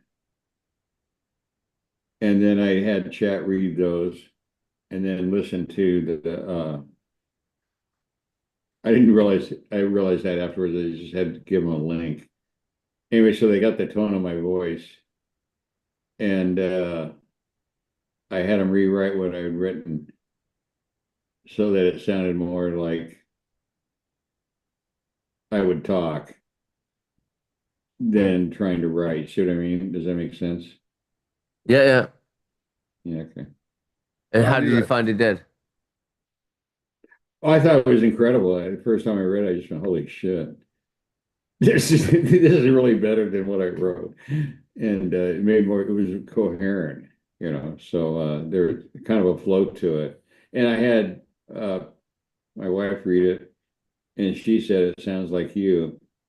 And so I sent it to a friend, and he read it, and he just the message back was, wow, it sounds exactly like, you talk. So I accomplished that. So, the problem is, here's the deal with AI in general. A lot of people use it like a search engine, and you're not going to be happy. That's not what they do. Stick with a search engine and call it a day. With AI, this is such an overused term. I apologize, but it's the only one I can think of, is prompt engineering. Like, for example, let's say I want a discussion about, just pick a subject, doesn't matter. Then you would say, assume the role of, and put in like a professor or whatever it is. And I have a strong interest in I mean, this is like the simple shit. But even doing that, you're going to get a much more coherent answer. And then you can go back and reprompt and say, could you please explain the second and fourth chapters in a different way? Something like that, rewrite. Yeah. And so pretty soon, and especially if you have a paid account, it keeps a memory of all of this stuff and all the stuff that it says. And so that it knows better how to write the answers. How's that? Cool.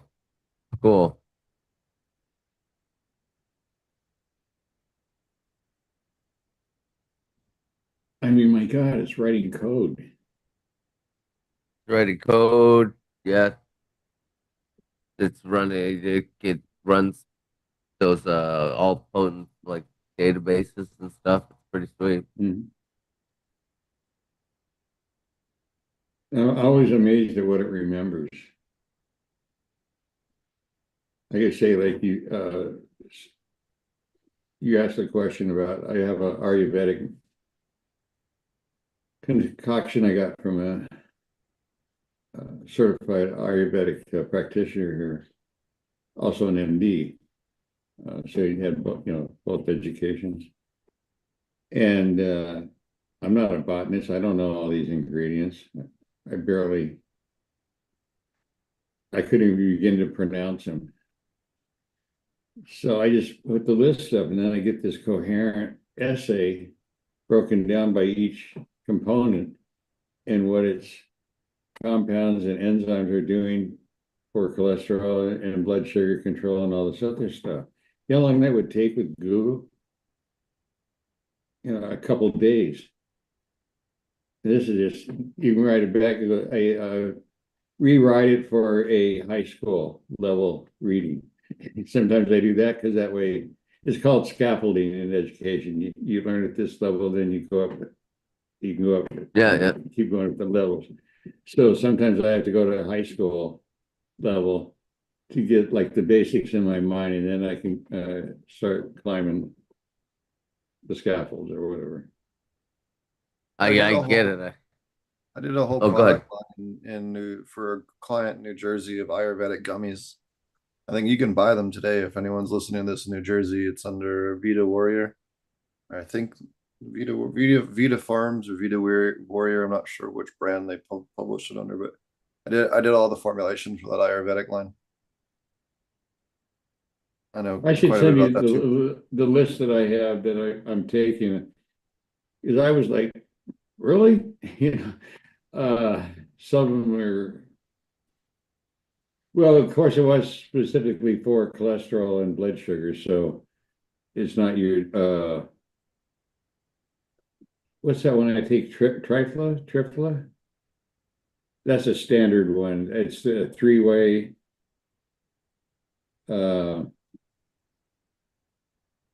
Almost every Ayurvedic doctor gets you on that going right away. It's for metabolic health generally and general health.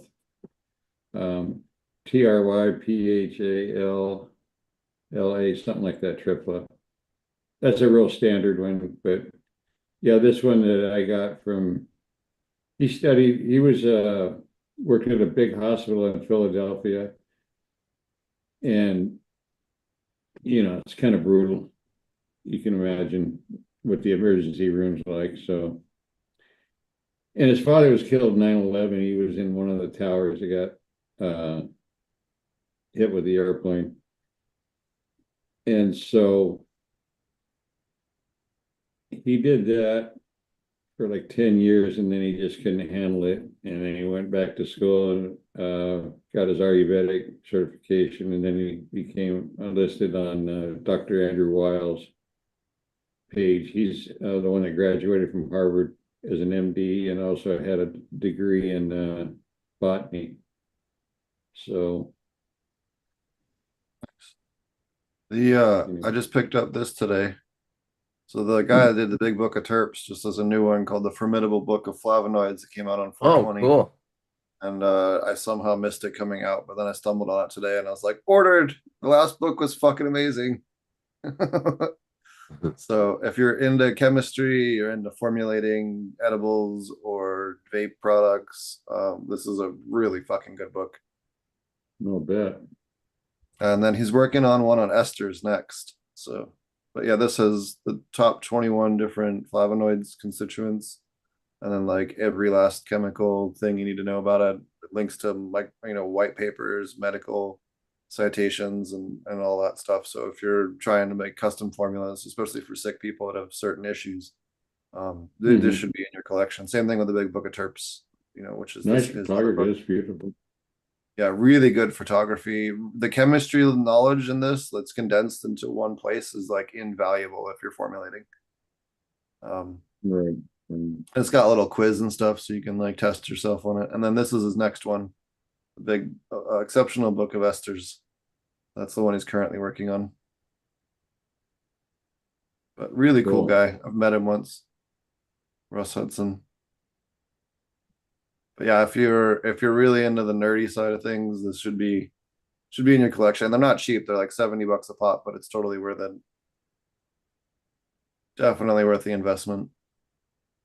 Or if you're like me, you can expense it. But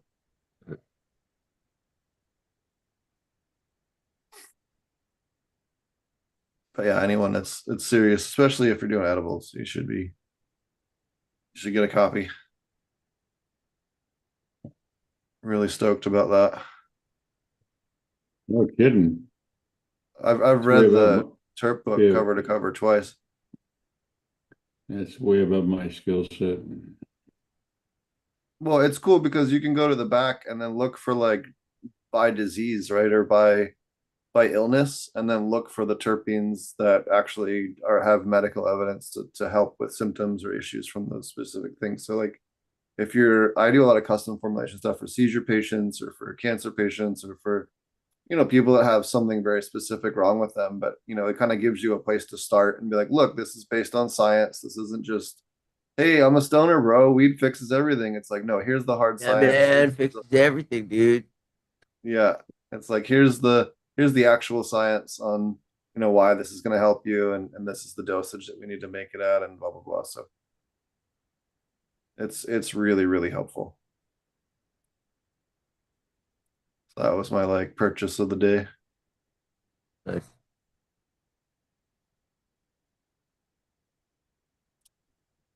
Could like start doing like a weed book club once a month. It'd be kind of fun.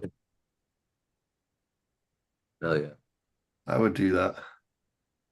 How many people in chat would be down for a weed book club? Oh, someone else mentioned about electrolytes. We tried playing with some electrolyte mixes. I'm actually working on one right now for somebody.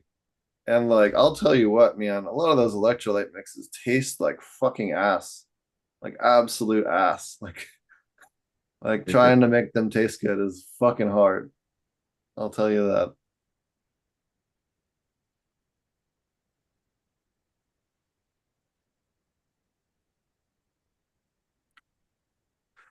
Oh man. So what do you guys think is gonna happen with this? They got this new hemp bill they're trying to propose that would get rid of seed sales again, make that back to how it was before the last DEA decision on the seeds. It would also get rid of the THCA loophole, which, I have mixed feelings on. Yeah, I don't know enough about it.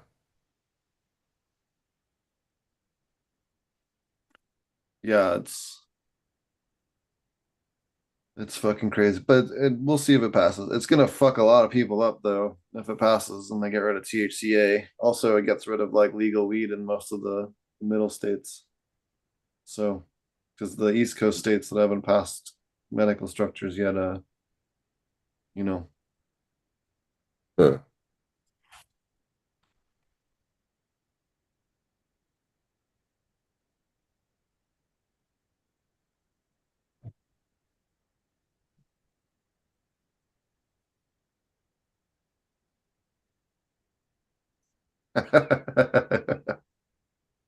What you got? Did you get S nice effect? So THCA converts the same as THC. It's just one step beforehand, right? So like Right, most yeah. of the weed that you buy has a lot of THCA. It's just when they test it, they do the math to convert it, which is point seven, 0.7 or 0.8, something like that is the conversion rate. So Yeah. it's also why if you're growing like THCA, it's not really good to grow outdoors. And you certainly don't want any UV exposure because it's going to shift a lot of that.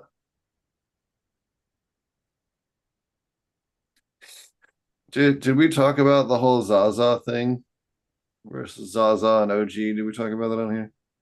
No, I don't think so. Please. This fucking kid the other day out here at this weed event was like, "Oh, this Zaza is so great." So like, apparently the kids under the age of 25 or somewhere around 20 to 25, Zaza is like weed sprayed with terps and added bullshit. And then OG to them is just not sprayed weed that's actually decent. And then they brag about having sprayed weed, and it's like, huh? Your weed tastes like a shitty vape cart. Like, I don't want to smoke that. Like, what the actual we've gone full fucking, they went full fucking retard with the terp shit. Like, what the hell? Like, I can't even. I can't even. Oh, we should pull up that extractor that I showed you guys. It's like also part of the problem. Let me pull that up because I bet you I haven't seen that on YouTube. Hold on a second. All I can add to that is there's a big difference between acute vagina and acute angina. So A huge difference. I'm gonna see if I. All right. I swear to God. Yeah, that's what I was saying earlier. That's why I laugh when people use the word. Well, that's the industry. There is no industry. That ended. First of all, the cannabis culture ended. I mean, people buy seeds to collect them, not to grow them. I can't even fathom that. Yeah. I buy seeds to collect them. I'm guilty. I don't buy them to collect them. I buy them and then I don't. I buy them and then I also have that supplier that just keeps sending me seeds that like keeps adding to the pile. So like there's always ones that are not getting growing. So Get this. Let you me know. refresh this so you guys can actually see this bullshit. All right. So there's the fucking fucking All right. CRC dabs. They put it We in the got weed fucking that tests trim. at 6%. Nobody Yeah, so wants they to put buy that. CRC trash into a bunch of trim. Ready? And then they put it into like what amounts to like a paint can fucking shaker. I'm 98% sure that's just a paint can shaker like they have at home. Right? And then now you have Voila. infused trim. But it's Infused just for her larvae pleasure. leaves with fucking CRC trash on it.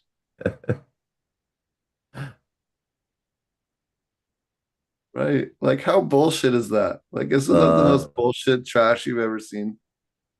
That's magic, bro. That's magic. Look, it even looks like a paint can. Like, tell me that's not. Yeah, that's totally a paint can mixer. Look at it. That's a fucking paint can mixer. No, Like, it this costs is way some more than crazy shit. that. Like, come on. This one costs way Anyways, more than a paint mixer. They could have fucking saved a couple $100 just getting the paint mixer. rapid centrifugal motion. It does look better than it did going in. I'll give it that. Like, Yeah, but at the end of the day, it was still trim that was yeah, it's mostly still leaves. Like, trim. look at the It's material just here. trim you That's juiced not up. nug. Like, and That's like not nug. what was the point of making this concentrate to then add it back to trim? Like what is the point of this machine? Like, why not just grow better fucking weed? Oh no, oh no, oh no, no, no. That would be too easy and direct. I just don't God even forbid. understand what need this thing's filling. Like,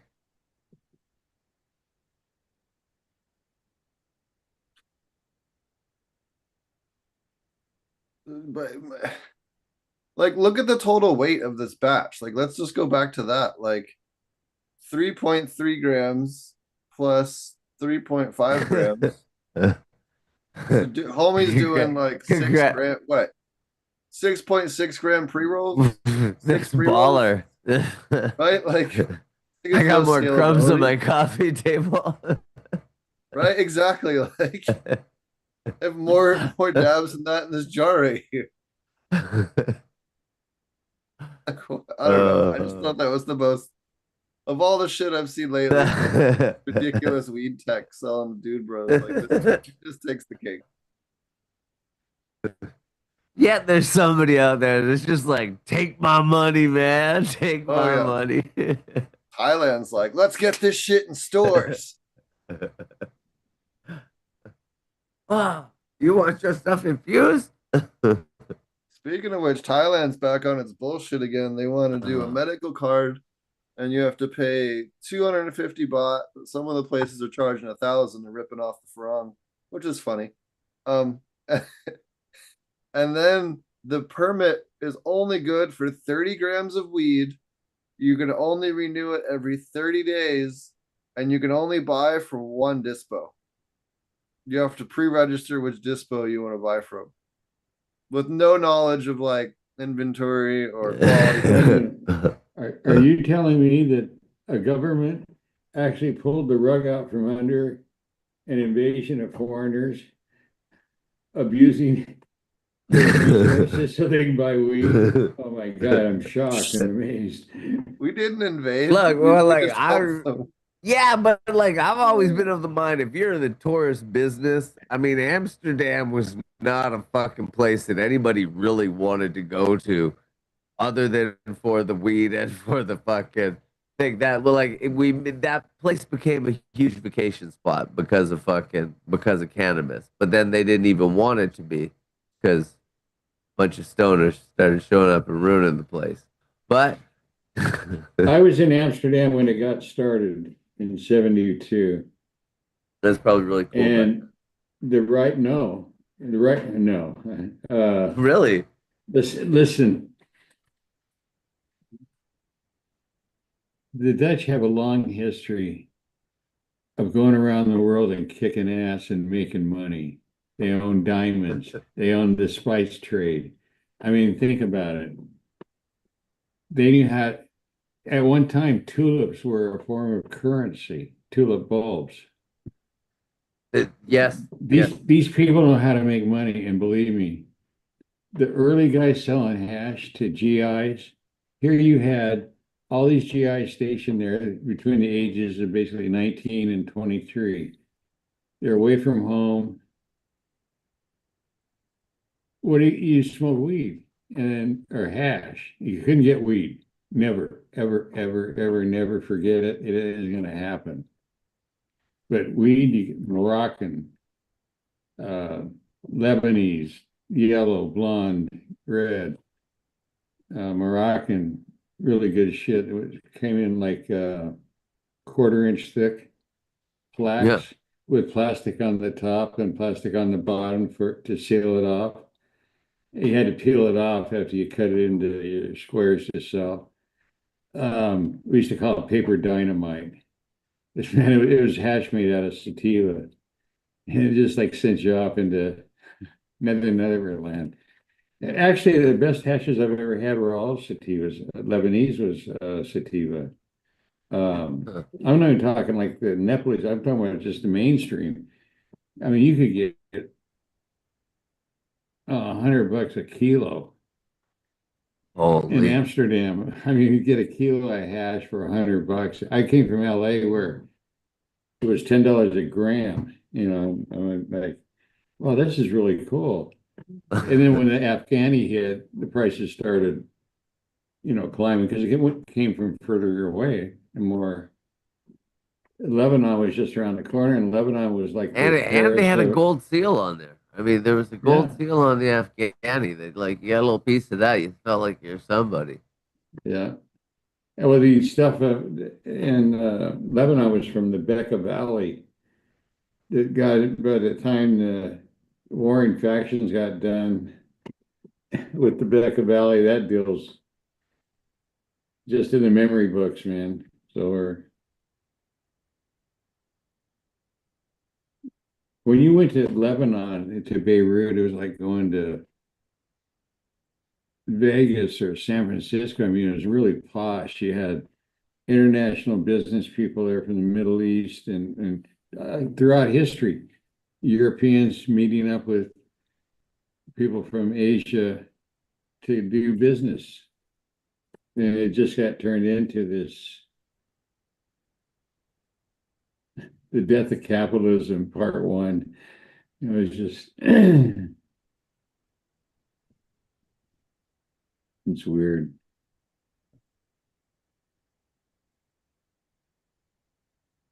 One guy, I was and he was in the army when I was, and we were in the barracks. You had to live in the barracks were built for the World War I Prussian soldiers. So down and below it had the stables for the horses. The army and its infinite wisdom. I know we can buy all these and turn them into, they call it concerns, where it had like 3 or 4 companies. In our company, it was combat engineers, infantry. I mean, the real, like, the guys that got drafted kicking and screaming. We were just fodder, for the if the Russians came pouring over Grafendur, we were supposed to stop the Russian tanks or something. I don't know. They had some fantasy they were running through their heads after. This was in 20 years after World War II. So, more like 30, but you get the idea. What a joke.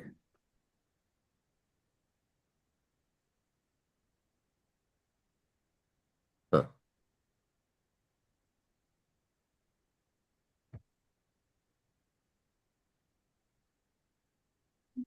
That's right. Became a criminal.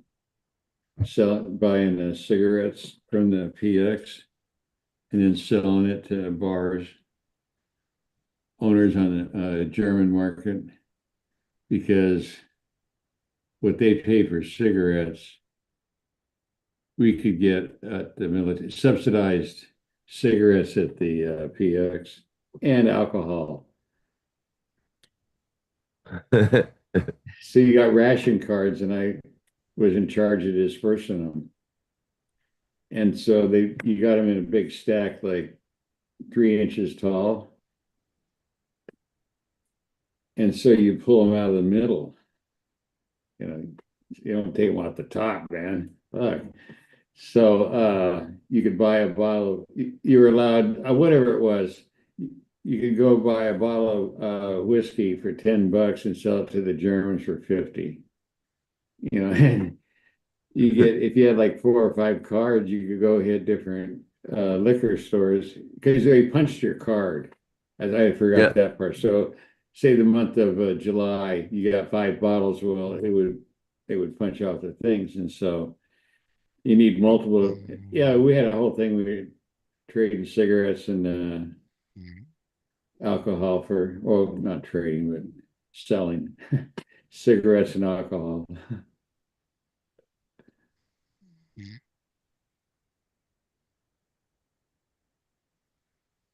Nice.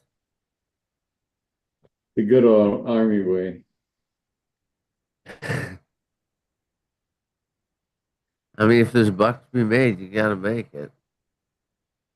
Yeah, when I got drafted, I swear to God, we were paid $135 a month.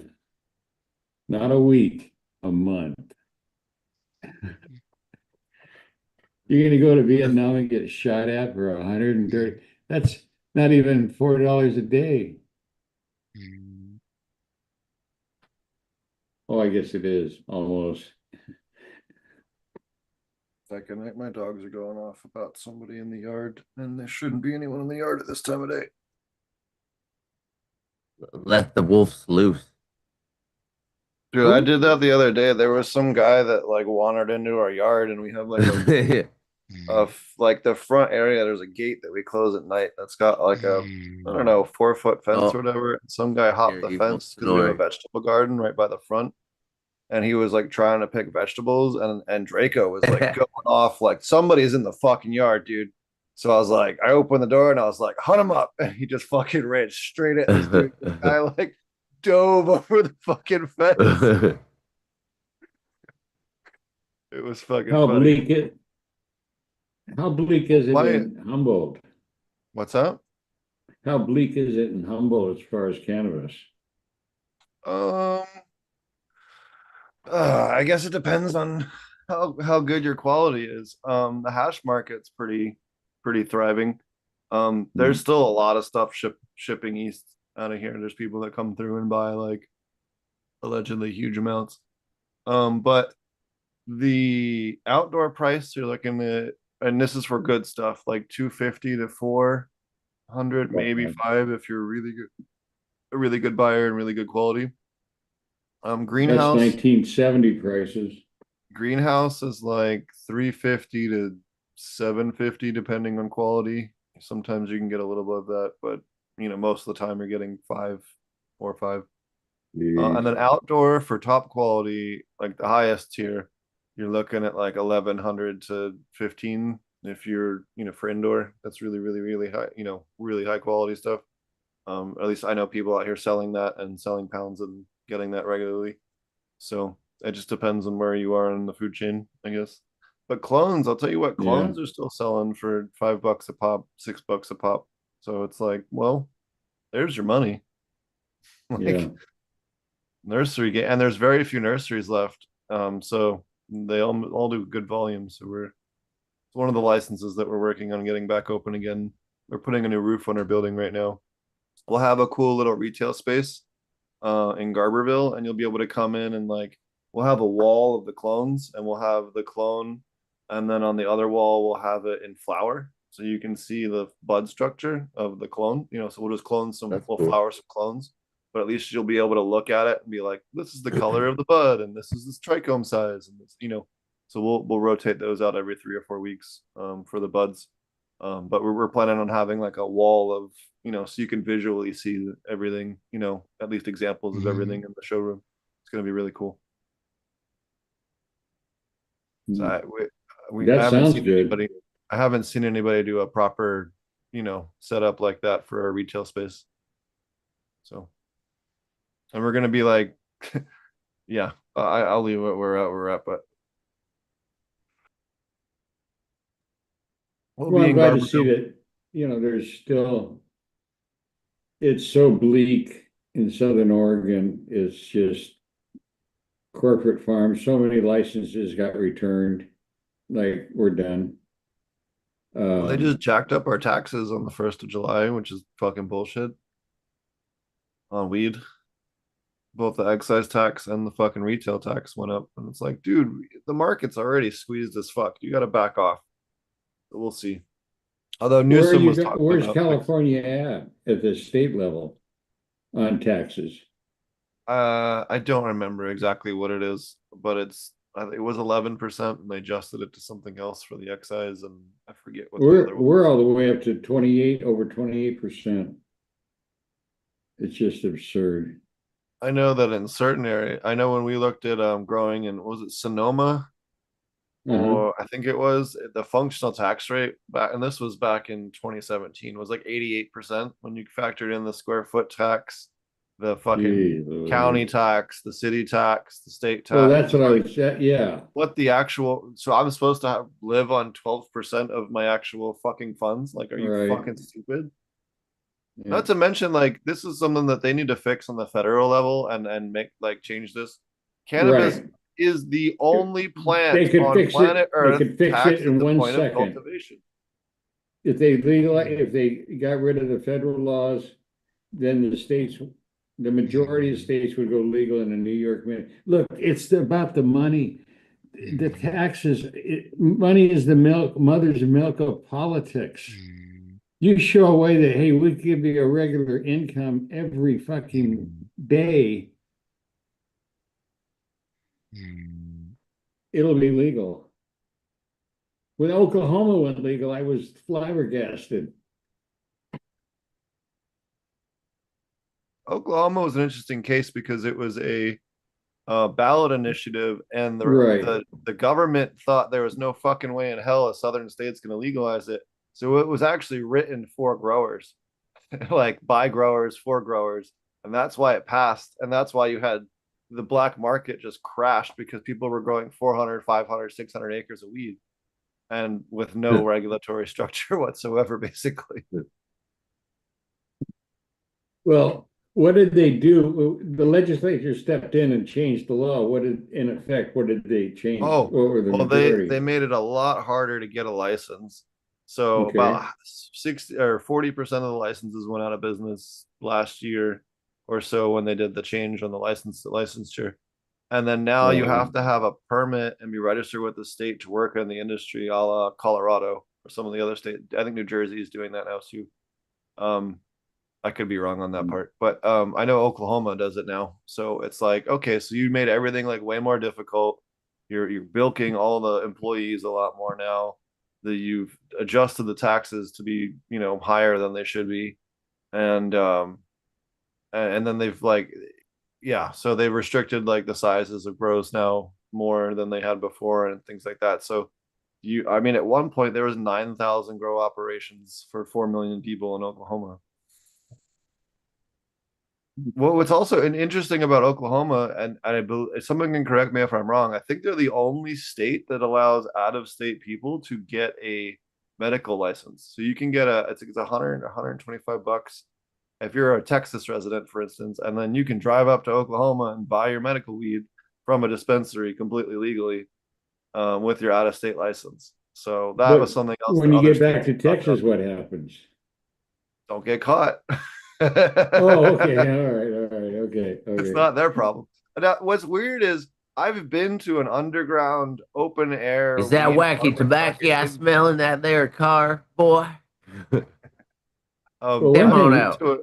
I've been to an open air weed market in Dallas that was like something you would see in California in terms of like just people that pop up booths and you're just selling weed out in the open in Dallas, in the city actually, which was fucking wild to me. So crazy. That's so crazy. There's two reasons I could never prove that. Well, the first one is you couldn't get me to go to Dallas with a gun to my head. That would be the first reason. The food's pretty good. One thing about living Probably on the got some West good Coast, no matter barbecue. what state you're in, and basically Vancouver's illegal for all intents and purposes, as easy as it is to get. So you get all the way down to Mexico. That's a big stretch of real estate where you're legal in California, Oregon and Washington, and basically Vancouver. I don't know about British Columbia, but Vancouver. In memory of Mark Emery. Yeah. He didn't die, did he? No, No, I didn't no, know. no. I just, Did I miss something? did he No. finally learn to keep his mouth shut? Did that help? Every now and then I see him spouting a little bit. Every now and then I see him spouting a little bit, but he's My quite memory definitely. of Mark Emery is when he got on ABC News on Sam Donaldson's show, Primetime Live it was called, and dared the Attorney General of the United States to fuck with him. Yeah, that's a pathetic Wow, moment. are you dumb? Are you dumb Yeah. as shit? Yeah, you are. You are. You are. You just took a stick and you hit a bee's nest and you're standing there smiling like, look how smart I am. Federal too. Federal. We're not talking state, man. They'd have pearled his ass like in 6 months. Tops. Federal, you do 80% of your sentence before But you're. I'll give it to him. I'll give it to him. He took the rap for for all four of them that were getting convicted. So Yeah, I know that. Yeah, it was he did take the whole rap for all them and all that. So like, I mean, I'll give him that. He definitely did that. I mean, Yeah. there's been some questionable accusations about him Oh, and Yeah, his but everybody at the involvement. knows same His that. time, involvement. so like on the whatever he did with the fucking women is a separate issue. But on the the weed side of things, like that deportation they did to the U.S. was completely illegal under Canadian law, and that was bullshit. Oh, of course. Oh yeah. Just like when they Yeah. grabbed Gypsy Nirvana in the Philippines and held them for how many Yep. years? No, I interviewed him like a month after, or 2 weeks out, 2 to 4 weeks after he got out. I interviewed me and Heavy Days. I think are the only two interviews of him, but he actually pops on to Duke Diamond's Discord once in a while on Friday nights. Oh, is that the guy that Jeremy Silva did a soil with him or something? Duke Diamond? No, he did. He's got the like skunk brand. You would know him if you hold on a second. I'll pull No, up I his- meant no. It's something Jeremy told me that I remember he was gonna doing a soil with him or a soil then mix or something like that. Duke got caught with like hand grenades or something across state Well, that lines or doesn't something help. stupid. That doesn't Like help. really dumb. And he served a few years and he got out and he's back into the game again. But it was like a non-weed related, like stupid ass charge of just getting pulled over at the wrong time. Oh, fuck. That shit used to be like common though. I can remember my buddy Chris Fisk I as a know. kid I getting like a know. crate of them at the fucking farmer's market, and we were like just tossing them in the fucking river. Like you can't do any of that shit now. I remember the guys at fucking True Value Hardware would like be like, "Oh, you're trying to make something blow up, or you're gonna need this gunpowder and this and that and the other, and you're gonna need a pipe and a drill and a cap and a whole thing." And it was like, they wouldn't do that now, right? But also, like, kids didn't go out and try to hurt people, right? They would maybe take a tree out or a tree stump or something, but no one, at no point did any of us be like, we should hurt someone, right? Like that was like it was a different time, man. The '90s was a different time, much better. Well, Oh yeah.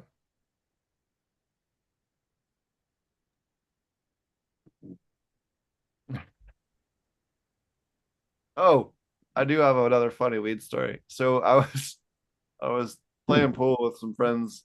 I think it was Sunday or Monday at my friend's house, and we were talking about like how East Coast weed, at least at the moment, not everybody, but like if you don't know a grower over there, the weed sucks to get from the shops and stuff. Like it's way below par from West Coast. And my friend was like, "Oh yeah, I had to go back for a funeral the other day, and let me tell you, New York funeral weed is complete trash." It was just like, dude, I have to make a strain now called New York funeral weed. Like that just has to happen. It's too fucking funny of a name. It's like when we were in Thailand, we came up with the one Monkey Holiday. And I always thought that was like a pretty good strain name. hey, I got here just part of it. My cousin Anthony's funeral weed or whatever, right? My cousin Anthony or Guido's. You need to get that at Pennsylvania Philly Mafia. Bruno. Uncle, What was his Uncle name? Tony's Bruno? special weed. Hey, I got an Uncle Yeah. Tony. It's fine. Yeah. I remember when I went back there back in the late 80s with a friend of mine. He took me to the big market in South Philly on a Saturday whenever it went on. Wow, what a freak show. I mean, it was right out of a movie, about the mafia or something. It was bizarre.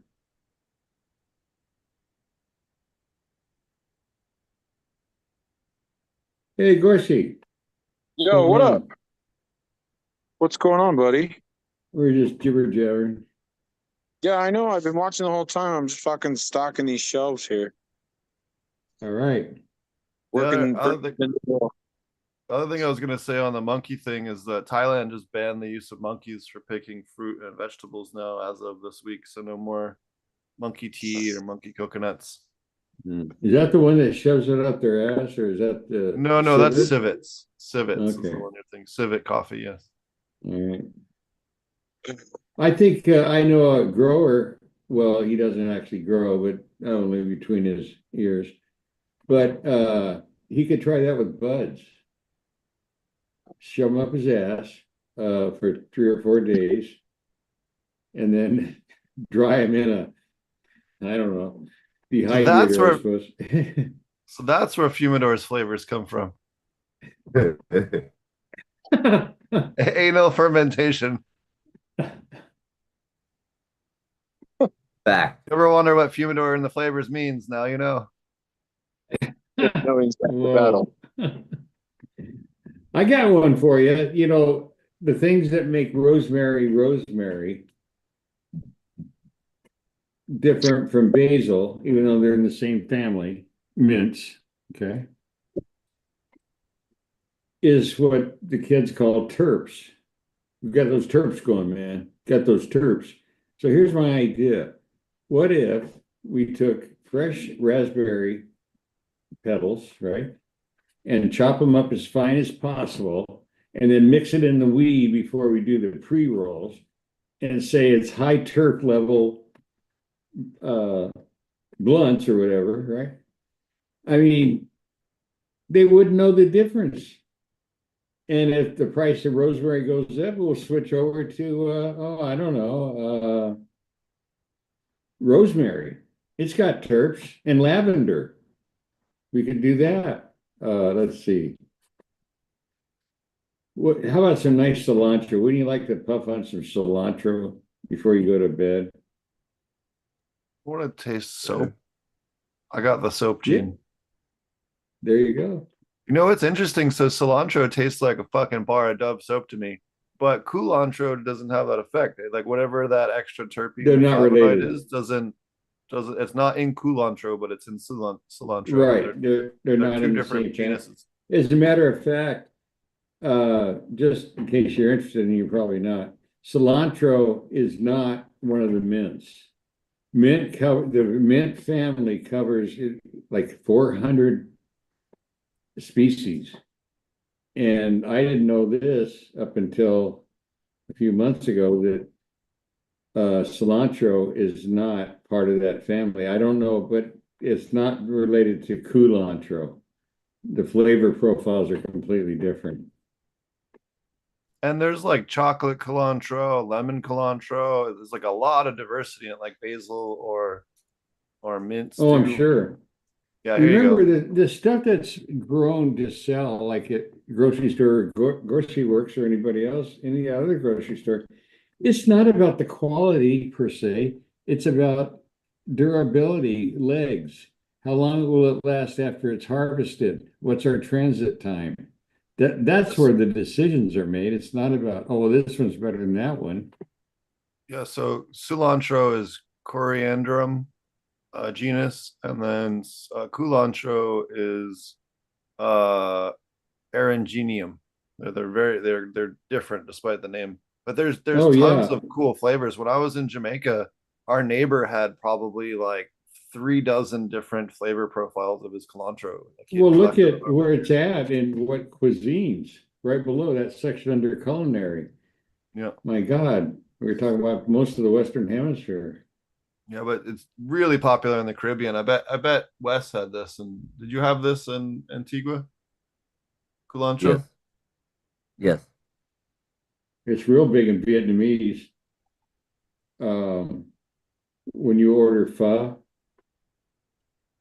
that comes up fresh on the plate that you add to the soup after they serve it, along with bean sprouts and pepper slices, fresh pepper. That's interesting. It has saponins in it. I didn't know that. You gotta watch it with fish then. I know that. Never want to, with the exception of aloe, you don't want to put saponins in the water. In fact, they even use one saponin for hormonal sex change in fish, believe it or not. The Karanja oil they use in small doses to change, to make all the tilapia male. Huh. Yep. I forget what the dosage is, but that's the chemical they use. But yeah, if you're looking for some other flavored herbs and stuff to grow in your house, you do need to bring it in the winter because it doesn't take cold, but it is a Sure. very cool Sure. plant to have in your garden. Yeah.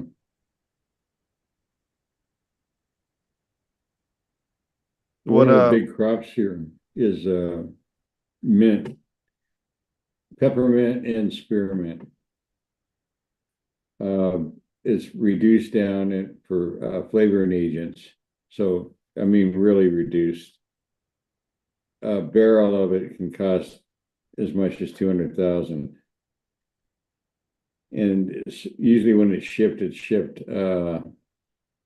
dedicated use of truck and driver. In other words, no other freight on there except for a barrel. Going to companies like Wrigley where they make gum from it, and candy manufacturers, that kind of stuff. What can I still throw in the garden? I'm in zone 6. What can I still throw in the garden? Because I've been so like slow on planting anything. I was thinking maybe I could still do like carrots, lettuce, Oh, potatoes. lettuce for sure. Yeah. Lettuce for sure. And you really carrots too, because if it does get cooler than you want, you have the advantage because of the way that it grows to cover it with straw, which will give you a layer of protection against the super cold. I mean, at some point you're going to have to harvest, but it might give you another week or two or 3. You could still grow I mean, you could grow all your winter squashes, or even, Oh, you could yeah. probably get away with summer squash still. Peppers are pretty much out because they're going to take too long. Yeah. Mm-hmm. Any long-term tomato isn't, but even some of the quicker tomatoes you could still probably pull off. But for your winter stuff, plan on doing chard, kale, cauliflower. Any just, yeah. Those are all real good cold weather plants. You could do Mizuna. You could do Orich. Orich should be another one that you could plant still this late in that one. Did you say forage? Orich. Oh. Orich is like a very heat tolerant leafy green that grows pretty fast. There you go. This is Orich.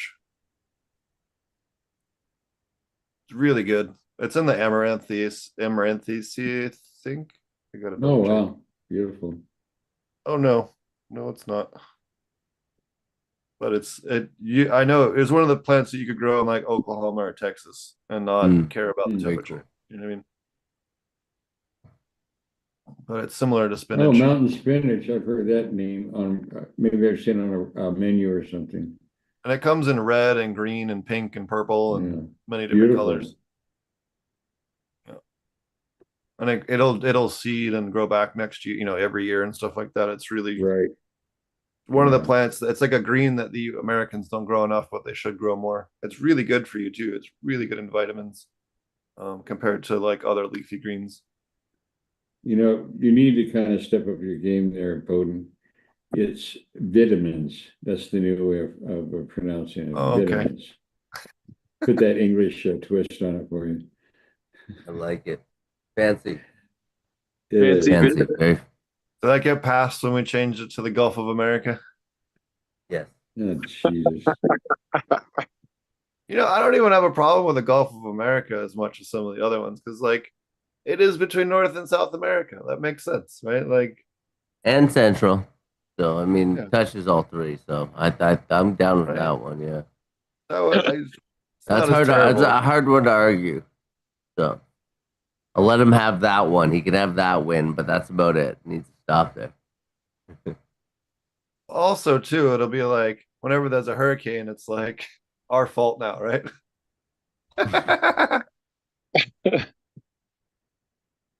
What's up with you, Gorski? Oh shit, man. Just growing Living the plants and having chicken attack. Like I had some plants in a 15-gallon pot. I had a bunch of them, so I replanted them in the ground. I thought I closed the fence. and my chickens taught me otherwise. So they were ravenous little fuckers, bending over the corn that I had all started and stuff. So I still have 2 more 15-gallon pots that have some corn and some seeds. So I'll make sure to fence it off and get those in the ground. And then one of the guys that I gave some seeds to, the picture here, he's growing that this year.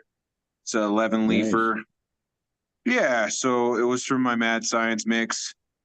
It's something that pops up every once in a while. I think it's the beginning of it was the Blue Dream, I believe, from a volunteer plant. It was a male in 2019. And then I crossed that with Durban Big Sur. And this one keeps on popping up every once in a while. So, yeah, he gave me a couple plants today that he was growing from my seed stock. And cool. It looks like a male female in a pot. And I got some fun breeding stuff going on. Did you ever hear of moonshine haze? Dark. No. No. Moonshine. Anyways, I was working with some like moonshine haze, working with a couple other ones, some exotic genetics and stuff. And yeah, just, I mean, dude, I got a ton of stuff going on right now outside. We'll see what continues. It's nice. So it's fun. It's, you know. Yeah, I mean, like I seed up everything, so I'm not really looking for Cincy per se. I just really like to have everybody bang everybody else and then grow it the next year. And I'm just really pleased with how it's growing every year since. So it's been a delightful experience to be outside in the garden watering plants and hanging out with my dog and the chickens. So it's pretty neat. So it was honest. It was never my intent to be a breeder. You know, I had more hopes than that, especially to come up with silliness like no matter what stupid name you come up with. No, it's the best I ever did, man. Wow, it was really good. Meaning Susie flashed her tits for you or something like that, you know. Right. Yeah, I mean, like it was an honor to have him grow some of my seeds, and then he showed me some of these pictures. He texted me a bunch, and I was like, "Fuck, dude!" Like he started way later than me. He fucking, but he had all the soil, and he lives in an area where they grow, and they all pay attention, and they know what they're doing, right? And they're actually like putting time into the soil. And he's like, well, it's just cocoa coir and just regular soil. I used a 446, just a little bit of, stuff like solution and like some really old hay. I didn't really do too much else. And I'm like, fuck, man. So like the plants got really big and really nice and tall. So he's going to cut me some clones and root me some clones. And it was just really exciting to have somebody else care about this and just have fun with it. Yeah. You know? Yeah. Honest to goodness, just an individual that I met shopping here one day. And I just told him that I grew and he was like, when you first started talking, I didn't even think you grew that much. And then you started talking more and more about how you were messing around with seeds and how you were doing all that stuff. So I grew out your stuff and he's like, it's got some real good vigor to it. And I really like it. And I made some selections and I killed off all the males and cause he just wants to grow Sensi. So sure. He doesn't want to get seeds. Nothing wrong with that. But, that silly strain that I got hung around my neck. You know, it's been around since '84. So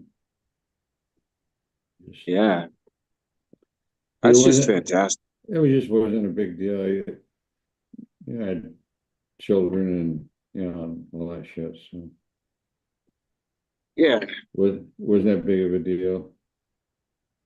I walk around Yeah. the garden, and I can still imagine my son helping me, and Yeah. it's kind of fun. And I have my dog on the leash because she'll eat the fucking chickens. So like everywhere I go, I have to attach her to the Yeah. fence. That's what canines do. They eat birds, you know.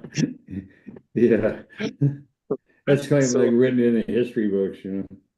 so like it's I figured as soon as I decide that I want to eat a few, like after I breed the meat birds and stuff, I'll just start letting Sure. my dog out to go catch dinner. So That's kind of brutal. Do they have mobile butchers in your part of the world? yeah, and Okay. Yeah. in Montrose, so I'm in a bit of a rural area in Montrose, Colorado, and I'm over near Jeremy. I'm over near Build a Okay. Soil. Yeah, so like I'm like 30 minutes away, give or take.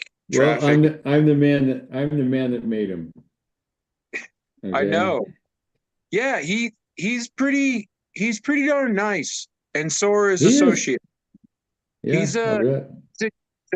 there's a guy that does seeds there. All we know is Dank. His name's Dave, and he works with some pretty cool genetics, and there's another guy there that makes some uh you know stuff for plants, probiotics for soil and stuff, and just anyways, long story short, they're all just nice fellas there. I stop in there every once in a while, shoot the shit, trade Yeah. some seed, and Every it's time it. I call there and when I get the order people, I don't even know their names, but yeah, this is Clackamas Coot. Oh, Coot, how you doing? Yeah, so all right, I'll run this by Jeremy. We'll fix you up on the price, and more often than not, Jeremy just ships it. Doesn't even get a credit card or whatever. It's just because I don't take advantage of it. It's just stuff that Yeah, when I buy a yeah. bag, it lasts over a year, kind of thing. So They got they got some pretty good deals if you go in. If you're I'll local, bet. Yeah. they like percent off. So and then I bought a whole tote of worm castings, and it was Rocky supposed to Mountain. it would yeah. So like they have Rocky Oh, Mountain. fuck, man. Those are perfect. He They sent had me a bag before he started carrying it because well, I'm not bragging, but I know quite a bit about vermicompost. So he sent me a bag and I put it through its paces, and I called him up and I said, I don't know what you got to do, but you need to get a hold of this deal and offer it to your customers. This stuff's perfect. I mean, just every part about it. it's Artisan, good. that's the new word, artisan. It's artisan. So Yeah, I mean, like all of his products, I don't purchase them very much anymore, just because when I got started, I went bananas, and then yeah. I bought probably 4 totes, like well, the big Wow. butt, and Yeah, I know. Yeah.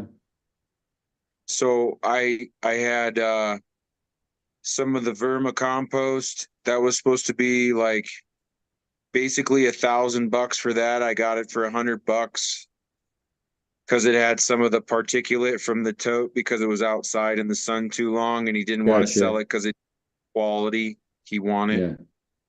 Yeah. And then I got some other Were different you things here to mix with.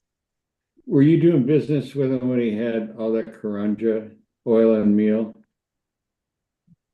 That was like 3 years ago. A little bit, probably, yeah, or more. Well, he that how that got started.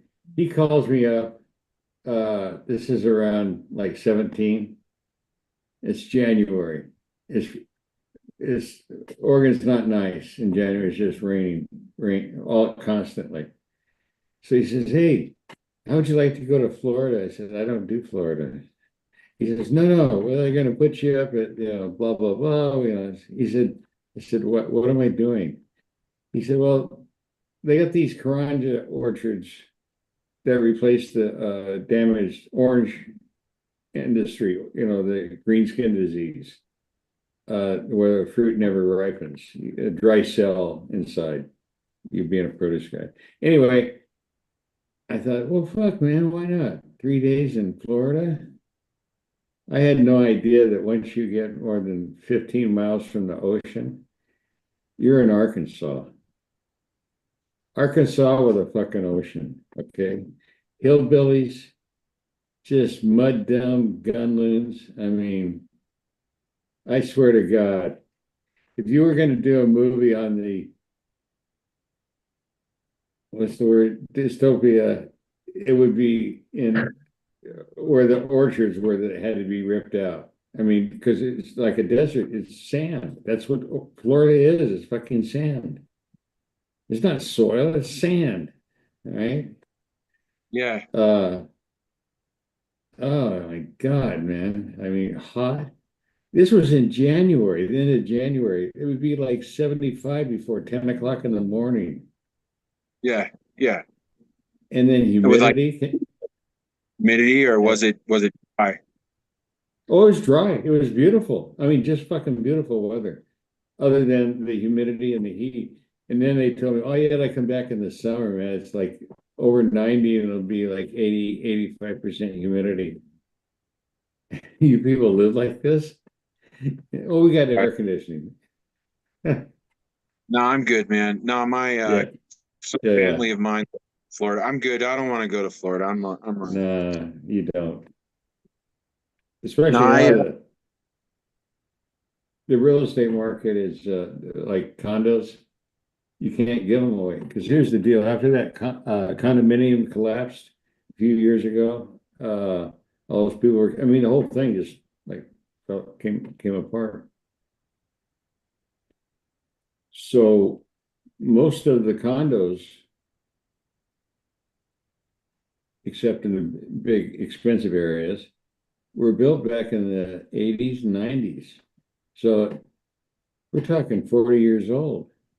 And they haven't been maintained. And so Florida passed a law saying you have to bring these up to code.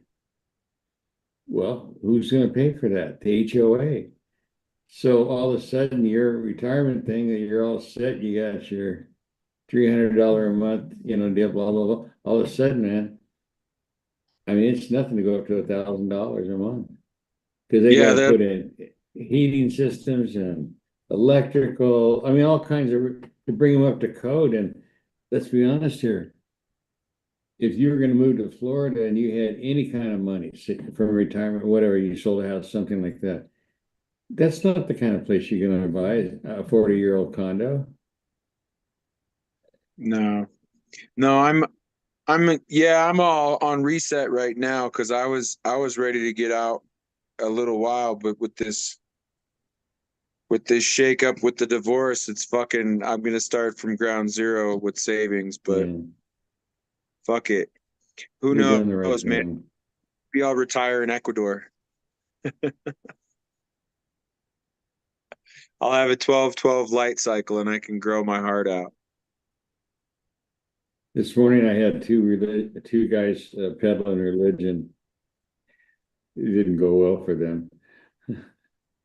Oh, did they have their name tags? No, they introduced themselves, and it's okay. I'm not much of a Christian. The Book of Mormon or no? Oh, no. This was Jehovah's Witnesses. And Oh, dude, JW people are so friendly. I know they're like never mind. Yeah, it didn't go well. This dude I think talking. referring to a certain national leader as a cocksucker probably cured that one. Yeah, no, I had to do Ted spin because I started talking about the fervent. I started talking about the firmament and how I don't, and then I started talking about the Book of Enoch. Yeah. I was like, Or hey, so how do you want to send them running? Mention the Aquarian Gospel. Okay. That one will have them like, freaking out, falling into their trance, he had me reading out the book with him and all that because he had his like touchpad and I was buying Oh, honey he with him. did this guy did same thing, iPad. Like, hey, you want to compare iPads to Cupcake? Okay. I've had So every model since 2010 when the year the first one was released. he's got and then this guy was telling me how some of his friends were bright enough to go to Russia and try to spread the gospel. They're in jail still. They're in jail, bro. I mean, what are you doing, man? You're going to places where they're going to lock you up for the rest of your life if you start talking about shit they don't want you to say. Like, and they're all just, so yeah, word to the wise, don't go to Russia if you fucking talk about Jehovah. Jehovah. Oh, Monty Python, yeah. The Life of Brian. One of my favorite. I've seen that thing 30 times. Shit. That's Well, a hey, classic. what do you got your buddies growing for you, man? You got anything new on the menu? Are you still going for your prize? Your one. Oh no, I don't get I just stepped away from the whole thing. I have people Anymore? that grow my strains in my soil, and we worked out a deal. Um, Oh, nice, yeah. I'm just not interested. I don't give a shit. I mean, there was a time when, even say before I went legal, say 10 years ago, before, you could grow and, you might sell 3 or 4 pounds, for 2,400, $3,000. So I paid for your taxes and, just expenses, right? And then the first year, price dropped 80% here, 80 fucking percent below Yeah. $500. And now it's just gone down to, I understand, 175. And that's on a good day.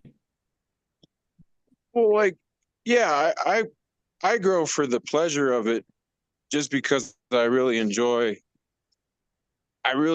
just having the plant around me. Yeah, I agree. I dig them up in the summertime and put them in the tent so I can water them in the winter and then put them back out in the summer again. We have a really good deal here in Oregon. It's really unusual. It's less unusual than it was before. But anyway, no paperwork, nothing. You got 4 plants per household. So there's nothing about what size pot you can use oh yeah, you got to keep it out of public view. Really? No shit. Oh, that'll help. Well, Anyway. yeah, like I mean, this year I'm what a happy. stupid thing to put in the law, like, yeah.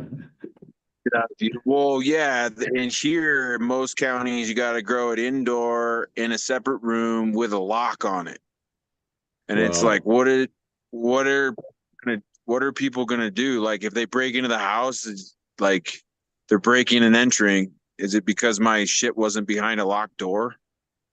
Like, so, and then Who like, writes this even shit? what is someone gonna eat it? Like, they still need to fucking harvest it at the right time and then cure it. Like, it's not. You can't just all of a sudden just stick a lighter to it or throw it on a fire and get high. Like, it's not. Yeah, whatever, man. It's wackadoo. It's wackadoo. there's been a casual attitude towards cannabis in the state since 72 when they decriminalized it. It's over 50 years ago. And then weren't the first, but we were early in the medical. You had to get a medical card. And my God, they listed 10 different conditions you qualified for a card. I mean, emotionally stressed, really? Wow. Okay, so anyway, there's always been this really casual attitude. The grow stores started here in Oregon, in Portland and Seattle in the early 80s. That's where the whole Cervantes had a store here, for example. And anyway, so when they went legal, they said, okay, in the law, they wrote, every household can do 4 plants. I mean, fuck, the way I grow them, 800-gallon pots, there was nothing to expect to get 10 pounds of plant, but what for now? For $175 if you're lucky? That's ridiculous. Well, yeah. I mean, like, I never wanted to make any money though. So like if I grew, I guess I would just trade and barter the shit out of it, man. Yeah, that's kind of, I mean, so what, I always jokingly call it funny money, because it was like, it was just funny money. Yeah. Yeah, I guess if I had a new laptop comes out, you want it? You don't want to dip into, I'd trade a bunch with like an electrician or something, There you go. Barter. Yeah. That's the most honest way to do business is it's good for both sides. Right. That's my view of it. You're trading your skills in production from your skill set for somebody else's skills that you don't necessarily have, or whatever the deal is, whatever the relationship is.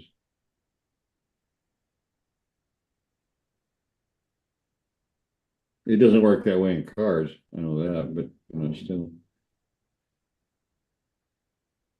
No, we'll see. I got a few plants. I wanted to make some seeds, and then I didn't know if it would be a good idea to try to make some indoor seeds or outdoor seeds, but somebody was saying that, growing your plants outside, you're going to get more of the expression of the plant than you are going to be indoors. You're getting good advice. What's that? You're getting really good advice. Do you appreciate the seeds that come from outside? Absolutely. I've never done indoor seeds. One of the reasons that people get seeds from me get, 90% germination rates. Minimum. Unlike some people that get 10%. Right. Yeah, that's what I was thinking too. Just like I really like making seeds outside. Yeah. Hey, listen, we gotta get going. Yeah. Wes is crashing out here. I am. All right. I'll see you next week, guys. Next All week. right. Later. Thanks for stopping by, Groski. Yeah, man. Everybody, take care. Till next week. Stay And around after you kill the